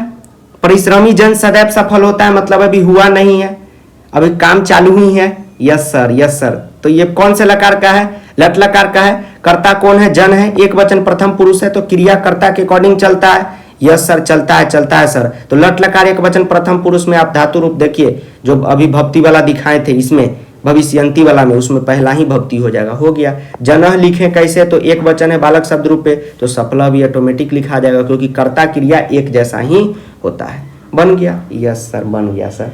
ठीक है, तो इस टाइप से स्टूडेंट क्वेश्चन बनता है। एक और सीबीएसई अंकल का सवाल लीजिए। उद्यान में फूल खिल रहे हैं। अब बनाइए इसका क्या होगा? उद्यान में फूल खिल रहे हैं। ठीक है, उद्यान नहीं समझे? अभी चित्र में उद्यान लिखते लिखते आप लोग का एकदम प्रैक्टिस हो गया होगा। सिंपल बताइए, देखिए क्या कॉन्सेप्ट इसमें लगेगा, बताइए। हाँ सर नहीं समझ में आ रहा है सर, हल्का हल्का आ रहा है, हल्का हल्का आ रहा है, हल्का हल्का से ही होगा। ठीक है, धीरे धीरे दिमाग लगाइए, लगाइए दिमाग। हाँ लग गया सर। उद्यान में अधिकरण में पर, यह अधिकरण कारक है। ठीक है, अगर उद्यान नहीं रहेगा तो फूल ही नहीं खिलेगा। समझ रहे हैं? यस सर समझ रहे हैं। तो उद्यान क्या हो गया सर? अधिकरण कारक हो गया। अभी क्या बताएं, अधिकरण कारक में कौन सा विभक्ति लगता है सर? सप्तमी विभक्ति लगता है। ठीक है, तो ये क्या हो जाएगा सर? हाँ सर सप्तमी लगता है सर, सप्तमी लगेगा सर। हाँ सर सप्तमी लगेगा सर। और सप्तमी में सर बालके है सर, यहाँ पे देखिए ना सर, बालके है, तो ये भी सर उद्याने हो जाएगा। क्या हो जाएगा? उद्याने हो जाएगा। क्या हो जाएगा? उद्याने हो जाएगा। तो इसी टाइप से आप लोग को लाखों सवाल करा दिए, फिर करा रहे हैं, टेंशन नहीं लीजिए। उद्याने हो गया। उद्यान में फूल खिल रहे हैं, तो एक फूल तो खिल नहीं रहा होगा पार्क में। यस सर, एक फूल तो खिल नहीं रहा होगा, तो फूल का क्या हो जाएगा सर? पुष्पानी हो जाएगा। फूल का क्या हो जाएगा? पुष्पानी हो जाएगा। ठीक, पुष्प शब्द रूप याद कर लीजिए। खिल रहे हैं अभी कंटिन्यू में ही है, क्या हो जाएगा? विकसंती। बन गया हमारा, इसमें क्या कोई दिक्कत है? उद्याने पुष्पानी विकसंती। अब अगला सवाल देखिए, मेरे पास 5 फल हैं। ध्यान से देखिए, मेरे पास 5 फल हैं, तो इसमें भी आप कर्ता उर्ता ढूंढने लगते हैं। नहीं, यहाँ पे काम थोड़ी हो रहा है। मेरे पास 5 फल है, इसमें क्या हो रहा है? कोई काम नहीं ना हो रहा है। यस सर, काम नहीं हो रहा है, तो सीधा सेंटेंस बनाइए। मेरे पास 5 फल है, मेरे पास 5 फल है, मेरे पास 5 फल है। ध्यान से देखिए, मेरे पास 5 फल है। क्या हम बताना चाह रहे हैं? बहुवचन का सवाल है, बहुवचन का सवाल है, बहुवचन का सवाल है। तो फल का क्या हो जाएगा? बहुवचन। सर फलम फले फलानी हो जाएगा। बिल्कुल सही। क्या हो जाएगा? फलानी। और अभी अस्ति वाला कॉन्सेप्ट बताएं कि एक वचन रहे तो अस्ति, दुई वचन रहे तो सतः और बहुवचन रहे तो संति। यहाँ पे बहुत सारे फल है तो है का संस्कृत क्या हो जाएगा? संति हो जाएगा। 5 का क्या हो जाएगा? पंच हो जाएगा। पास का क्या हो जाएगा? समीपे हो जाएगा। और मम का, मेरे का क्या हो जाएगा? मम हो जाएगा। बताइए इसमें कोई दिक्कत है? मम समीपे पंच फलानी संति। अब जिसके भी मन में डाउट आ रहा होगा कि सर इसमें जैसे आप कर्ता खोजते हैं, क्रिया खोजते हैं, इसमें क्यों नहीं खोजें? क्योंकि बाबू इसमें कोई काम ही नहीं हो रहा है तो क्रिया क्या खोजेंगे? यहाँ पे मेरे पास 5 फल है, आप ही को 5 फल लेके हम बैठा दें तो उसमें क्या काम हो रहा है? कुछ भी काम तो नहीं हो रहा है। ठीक, तो हम लोग उसमें क्या क्रिया खोजें? तो सिंपल जो इसका संस्कृत होगा वो लगा देंगे। कुछ बच्चे यहाँ पे पंच फलम लिख देते, बिल्कुल नहीं। फलम तो एक वचन, फलम फले फलानी। ठीक, फलानी बहुवचन आपको यूज करना है। समझ गए? चलिए अब देखिए, ध्यान से देखिए। दिल्ली भारत की राजधानी है। दिल्ली भारत की राजधानी है। कारक का कॉन्सेप्ट लग रहा है। दिल्ली भारत की राजधानी है। अभी आपको ये कारक का ये पढ़ाएं से ये चिन्ह पढ़ाएं, कर्ता ने कर्म को करण से पढ़ाए ना अभी संप्रदान को के लिए। तो उसमें आप देखेंगे संबंध का के की, संबंध का के की। तो यहाँ पे की लगा हुआ है, मतलब ये संबंध कारक है। ठीक है, तो जिसमें संबंध होगा उसमें कौन सा विभक्ति लगता है? सर अभी आप बताएं, षष्ठी विभक्ति यानी कि खष्टी विभक्ति लग जाता है। तो यहाँ पे दिल्ली भारत की राजधानी है। ध्यान से देखिए, तो दिल्ली का संबंध किससे है? भारत से है। तो भारत की जो हो गया ये संबंध हो गया। क्या हो गया? ये संबंध हो गया। बात को समझे? अब सिंपल बना देना है। सर कैसे बनेगा? तो यहाँ पे तो क्रिया है नहीं, दिल्ली भारत की राजधानी है, इसमें कोई काम हो रहा है? नहीं सर, ये तो सिंपल सेंटेंस है। तो राजधानी है तो राजधानी का क्या होता है? संस्कृत राजधानी ही होता है का क्या हो जाएगा? अस्थि हो जाएगा। क्यों? क्योंकि दिल्ली एक ही न है। अगर 2 दुनिया में दिल्ली रहता भारत में तो हम लोग क्या कहते हैं? सतह। 3 रहता तो संति। यहाँ तो एक ही दिल्ली है दुनिया में, तो क्या हो जाएगा? अस्थि हो जाएगा। अब भारत की, तो भारत की में संबंध कारक लग जाएगा। अभी जैसे षष्ठी विभक्ति लगाए थे ना वैसे ही लगाएंगे। तो बालकस्य होता है तो यहाँ पे क्या हो जाएगा? सर भारतस्य हो जाएगा। बन गया। और दिल्ली जो है सिंपल दिल्ली के बिल्ली हो गया, वही हो गया दिल्ली। तो दिल्ली भारतस्य राजधानी अस्ति। बताइए इसमें कोई किसी को दिक्कत है? सीबीएसई अंकल जी पूछेंगे। तो ये नहीं है कि हर एक सेंटेंस में आप कर्ता कर्म क्रिया ही ढूंढने लगे, ऐसा नहीं है। आप हर एक सेंटेंस में कर्ता कर्म क्रिया ही ढूंढने लगे, बिल्कुल गलत है। क्रिया कर्ता वहीं पे आप ढूंढिएगा जहां पे काम हो रहा होगा। जैसे देखिए, परिश्रमी जन सदैव सफल होता है काम है। खा रहा है तो काम है, सफल होंगे तो काम है। अब दिल्ली भारत की राजधानी है, इसमें कोई काम थोड़ी? यस सर, काम तो नहीं है। चलिए अब आइए स्टूडेंट, हम लोग एक और सीबीएसई का सवाल देखते हैं। देखिए, कल हम दोनों गोवा गए थे। अरे वाह, कल हम दोनों गोवा गए थे। तो एक बात तो यहां से आपका तय हो गया कि कल हम दोनों गोवा गए थे, मतलब यहां पे जाने का काम हो रहा है। तो काम हो रहा है तो यहां पे कर्ता वर्ता होगा ही होगा। तो सबसे पहले कर्ता खोजिए क्या है? तो सर यहाँ पे कर्ता तो साफ साफ दिख रहा है कि हम दोनों गए थे, तो हम दोनों क्या है? कर्ता है। अभी आपको पढ़ाए कि हम दोनों का संस्कृत क्या होता है? तो सर अभी आप पढ़ा दिए कि आवाम होता है। आवाम क्या है? तो सर ये उत्तम पुरुष है। सर अभी आप बताए हैं। अब उत्तम पुरुष में भी क्या है? तो द्विवचन है। अरे हम दोनों तो द्विवचन में हुआ। यस सर द्विवचन है। हम दोनों कल गोवा गए थे, मतलब अब बात खत्म है। ये पास्ट टेंस हो गया, मतलब सर ये पास्ट टेंस हो गया, मतलब सर ये कौन सा लकार हो गया? तो ये सर लंग लकार हो गया। यस सर ये लंग लकार हो गया। ठीक हो गया, इतना खोज लिए। क्रिया क्या है? तो जाने का काम हो रहा है। तो ध्यान से देखिए, लंग लकार द्विवचन उत्तम पुरुष, लंग लकार द्विवचन उत्तम पुरुष में जाने का खोजिए गच्छ धातु में। ठीक नहीं सर, नहीं खोज पाएंगे, बिल्कुल खोज पाइएगा। गच्छ धातु देखिएगा, अभी लेक्चर 1, 2, 3 अनुवाद में पूरा गच्छ धातु ही बताए हैं कि गच्छ धातु का उत्तम पुरुष द्विवचन लंग लकार। देखिए एक ही वर्ड आपको आएगा, अगच्छाव। अगच्छाव, तो गए थे का संस्कृत क्या हो गया?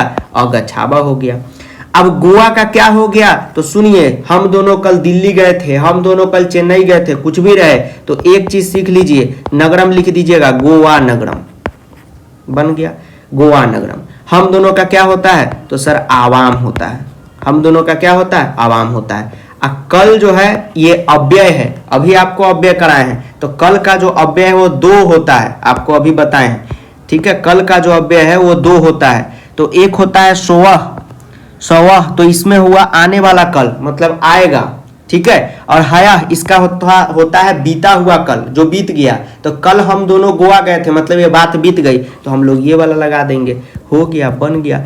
अनुवाद से ज़्यादा आसान कोई चीज़ है ही नहीं, लेकिन आप लोग इसको इतना मुश्किल समझ लिए हुए हैं, पता नहीं क्यों, इसलिए आप लोग गलती कर रहे हैं, ठीक है।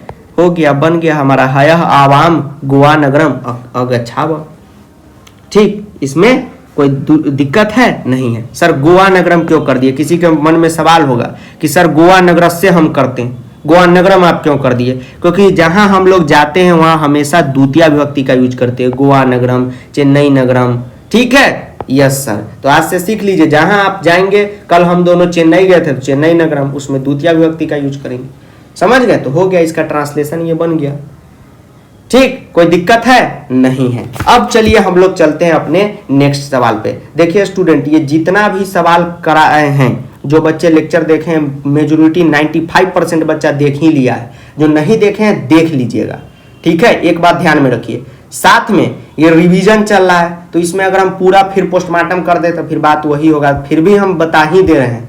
और जिसको दिक्कत है कमेंट कर दीजिएगा, लेक्चर का लिंक आपको रिप्लाई में दे देंगे, और घबराइएगा नहीं।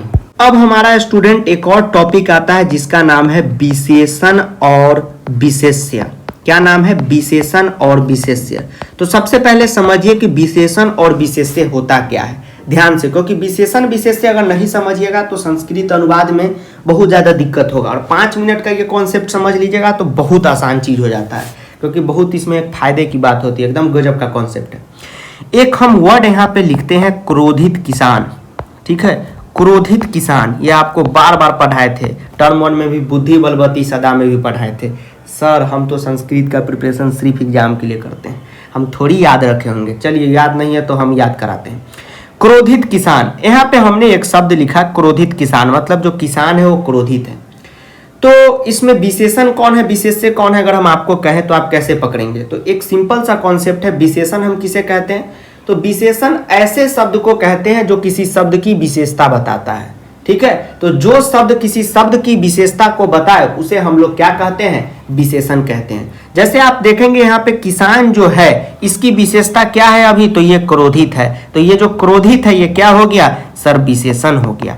क्यों? क्योंकि ये किसान की विशेषता को बता रहा है। किसान भी एक शब्द है, उसी की विशेषता को बता रहा है, मतलब विशेषण है। आज जिसकी विशेषता को बताए उसे हम लोग क्या कहते हैं सर? विशेष्य कहते हैं। बिल्कुल सही, उसे हम लोग क्या कहते हैं? विशेष्य कहते हैं। समझ गए? तो जिसकी विशेषता को बताए उसे विशेष्य, और जो विशेषता बताए वो विशेषण। जैसे हम बोले अच्छा टीचर, तो टीचर हो गया विशेष्य, अच्छा हो गया विशेषता, ठीक, यानी विशेषण। समझ गए? तो विशेषण और विशेष्य किसे कहते हैं? तो विशेषण ऐसे शब्द को कहते हैं जो किसी की विशेषता बताए, जैसे किसान की विशेषता क्रोधित है तो विशेषण, और क्रोधित हो गया विशेष्य। संस्कृत में विशेषण विशेष्य का क्या रोल है स्टूडेंट? तो एक बात ध्यान में रखिएगा कि विशेषण और विशेष में लिंग विभक्ति वचन एक समान होगा, ठीक है। बहुत फायदे की बात हो जाएगा। कैसे सर पता चल जाता है? एकदम चल जाता है। देखिए, संस्कृत में विशेषण और विशेष्य एक जैसा होता है। अगर विशेषण लाल कपड़ा पहन के उतर जाएगा तो विशेष्य भी लाल कपड़ा पहन के उतर जाएगा, समझे? अब सिंपल सा इसका फायदा क्या होगा, एक बात हम बताते हैं। देखिए, अगर एक अनुवाद हम आपको दे दे बनाने के लिए कि सुंदर लड़का, बनाइए इसका, सुंदर लड़का, ध्यान से बनाइए। अब कर्ता क्रिया मत ढूंढिएगा, क्योंकि यहाँ पे सुंदर लड़का कोई काम नहीं हो रहा है, तो आप सिंपल कहिएगा क्या कि सर सुंदर लड़का। ध्यान से देखिए, सुंदर लड़का, सुंदर लड़का। तो यहाँ पे लड़का कैसा है सर? सुंदर है, मतलब लड़का की विशेषता बता रहा है। ये विशेषण विशेष्य का कॉन्सेप्ट हो गया। Yes sir, yes sir. ध्यान से देखिए, फिर हमने लिखा सुंदर लड़का। क्या लिखा? सुंदर लड़का। सुंदर लड़का मतलब लड़का की विशेषता क्या है? तो लड़का जो है बहुत ज्यादा सुंदर है, मतलब सुंदर क्या हो गया? सुंदर मामा नहीं, सुंदर क्या हो गया? विशेषण हो गया। और लड़का क्या हो गया? तो सर विशेष्य हो गया। बिल्कुल सही, मतलब अब लड़का में जो लिंग विभक्ति वचन लगेगा, सुंदर में भी वही लिंग विभक्ति वचन लगेगा, क्योंकि विशेषण और विशेष्य में एक ही लिंग विभक्ति वचन लगता है। अब शांति से देखिए, लड़का का संस्कृत क्या हो जाएगा? तो लड़का यहाँ क्या है? तो सर एक वचन में है, एक वचन में है तो यहाँ पे हमेशा प्रथमा ही आप लगाएंगे लड़का। अगर हम सिंपल बोले लड़का, कोई यहाँ पे बहुत बड़ा अनुवाद है नहीं, तो बालक शब्द रूप अभी याद किए हैं तो क्या हो जाएगा सर, बालका हो जाएगा। बिल्कुल सही। तो जब ई बालका हो जाएगा तो ई भी क्या हो जाएगा, सुंदरा हो जाएगा। सर कैसे, क्योंकि बउआ सुन लीजिए, जैसे जैसे विशेषण चलेगा वैसे वैसे विशेष से चलेगा, और जैसे जैसे विशेष से चलेगा वैसे विशेषण चलेगा। तो यहाँ पे लड़का का अगर हम बालका लिखते हैं तो सुंदर का भी क्या हो जाएगा, सुंदरा हो जाएगा। ठीक, अब आइए द्विवचन में। दो सुंदर लड़के, देखिए दो सुंदर लड़के, ध्यान से देखिए, दो सुंदर लड़के, दो सुंदर लड़के, तो दो लड़के का क्या होता है सर, दो लड़के का भी सर बालका बालका बालका, सर बालका होगा। बिल्कुल सही, क्या हो जाएगा बालका। तो ये सुंदर है भी क्या हो जाएगा सुंदर हो। तो जहां पे विशेषण विशेष्य का सवाल आया बस यही चीज टोप दीजिए वहां पे। सर इतना छोटा सवाल आएगा, छोटा नहीं आएगा, बीच में सवाल के बीच में ही लिख देगा। तो लड़का का अगर आप बालक लिख रहे हैं, बालका लिख रहे हैं, तो सुंदर का सुंदर लिख दीजिए। ठीक है, ये होता है। चलिए, उसके बाद एक और कॉन्सेप्ट आपको संस्कृत का जानना जरूरी है कि एक का तीन संस्कृत होता है। अगर पुल्लिंग रहे तो एकह लिखते हैं, स्त्रीलिंग के लिए एका और नपुंसक लिंग के लिए एकम। ये बात आपको ध्यान में रखना है। हम देखते हैं चित्र वाला भी क्वेश्चन होता है, उसमें भी आप लोग लिख देते हैं एकह एकह बालिका बालिका कुछ अगर मान लीजिए रचना करती रहती है, कुछ बनाती रहती है, तो एका बालिका रचयंती, बिल्कुल गलत हो जाएगा ये। क्यों, क्योंकि बालिका लड़की है, तो यहाँ पे आप एका का यूज करेंगे। एक का मतलब क्या होता है, एक होता है, लेकिन स्त्रीलिंग में आपको क्या यूज करना है, एका का यूज करना है। यहीं पे अगर बालक रहता तो आप एका का यूज कीजिए, नपुंसक है तो एकम। फिर उसी तरह पुल्लिंग में अगर वह रहे तो स, स्त्रीलिंग में सा, नपुंसक लिंग में तत्, जो अभी आपको बताए। ठीक, उसके बाद कुछ प्रश्नवाचक शब्द है जिसको जान लीजिए। क्रीदिशम का मतलब होता है कैसा, लेकिन नपुंसक में। क्रीदिशा का मतलब होता है कैसा, पुल्लिंग में। क्रीदिशी का मतलब होता है कैसी, स्त्रीलिंग में। तो कोई स्त्रीलिंग के लिए हमें यूज करना हो, कैसी है बाबू है, नहीं पैसा देने वक्त कहते हैं कैसी है, तो उस वक्त हम लोग क्रीदिशी का यूज करेंगे। केशाम का मतलब किसका, के का मतलब क्या, सॉरी के का मतलब क्या, हाँ। कुत्र का मतलब कहाँ, कस्या का मतलब किसकी, किम का मतलब क्या, कया का मतलब किसके द्वारा, कस्मात का मतलब किसमें, कुतः का मतलब कहाँ से, क का मतलब कौन। ठीक है, तो एक बात ध्यान में रखिएगा कि कस्मात किससे, अलगाव के अर्थ में, किससे वो अलग हो रहा है उसमें हम लोग कस्मात लगाएंगे। अब आइए स्टूडेंट, हम लोग चलते हैं एक और सवाल पे। जैसे गोपाल गीत गाता है, गोपाल जो है गीत गाता है, तो गोपाल क्या हो गया सर, कर्ता हो गया। गोपाल नाम है तो प्रथम पुरुष है। अब देखिए ये बार बार हम बताते हैं, आपको भी अच्छा नहीं लगता होगा, लेकिन सुनिए ध्यान से। एक वचन है, एक गोपाल है, गोपाल गीत गाता है मतलब अभी गा ही रहा है, तो ये कौन सा लकार है, तो सर लिरिट लकार है। लिरिट लकार है, लिरिट लकार है नहीं, अभी गा रहा है, अभी कंटिन्यू है, तो कौन सा लकार है, लट लकार है। ठीक, प्रेजेंट टेंस है। ध्यान से इसको, ये अगर गलती कर दीजिएगा तो आप गलती बना दीजिएगा। तो गाता है, लट लकार एक वचन प्रथम पुरुष में, गाता है, सेम पठती धातु पे चलेगा, पठती, तो यहाँ पे क्या हो जाएगा, गायती, मतलब गीत जो है गोपाल गा रहा है। गीत का क्या हो जाएगा, तो यहाँ पे सिंपल है, गानम या गीतम लिख दीजिए। ठीक, और गोपाल का क्या हो जाएगा, बालक शब्द रूप एक वचन, बालका तो गोपाला, संस्कृत क्या बन गया, गोपाला गीतम गायती, हो गया, बन गया। चलिए उसके बाद अगला सवाल देखते हैं। तुम सब कलम से लिखो, तुम सब कलम से लिखो, तुम सब कलम से लिखो, तुम सब कलम से लिखो। सुनिए ध्यान से देखिए, तुम सब कलम से लिखो, कर्ता ने कर्म को करण से, संप्रदान को के लिए अपदान से। ठीक, अब ये सवाल हम पूरा एक्सप्लेन नहीं करेंगे, अब हम आप पे छोड़ते हैं कि तुम सब कौन सा पुरुष है, अभी बताएं, मध्यम पुरुष है कि उत्तम पुरुष है, ये खोजिए। फिर इसका वचन खोजिए, तुम सब तो बहुवचन काहे बता दिया, आपको खोजना है, आप खोजिए। कर्ता ने कर्म को करण से, करण लगेगा कि अपदान लगेगा, ये खोजिए। ठीक है, खोज के आप बना के रखिएगा। इसका आंसर हम लिख देते हैं, तुम सबका युवम, यहाँ पे कलम से तो कलमेन, और लिखो तो धातु रूप से लिखता, हो गया, बन गया। बताइए बना के आप लोग। ठीक, कुछ भी नहीं है। देखिए तुम सब क्या है, कौन पुरुष है वो खोज लीजिएगा, वचन क्या है वो खोज लीजिएगा। ठीक है, तुम सब कलम से लिखो, अभी कौन से लकार में चल रहा है उसको आपको खोज लेना है, और फिर उसी अकॉर्डिंग लिख धातु में आपको ये यूज कर देना है। कलम से में करण कारक में कौन सा विभक्ति लगता है वो लगा देना है, और तुम सबका युवम होगा सो लगा देना है। हो गया, अनुवाद हो गया, फिनिश वन शॉट में। अभी भी कोई डाउट है तो कमेंट कर दीजिएगा। और सुनिए, अभी ढेर सारा क्वेश्चन का ही एक प्रैक्टिस सेशन लगा देंगे जिसमें 50-60 क्वेश्चन ही कराएंगे, कॉन्सेप्ट जो है नहीं पढ़ाएंगे, क्योंकि कॉन्सेप्ट यहाँ पे पढ़ा दिए हैं। तो मिलते हैं अगले लेक्चर में। Thank you.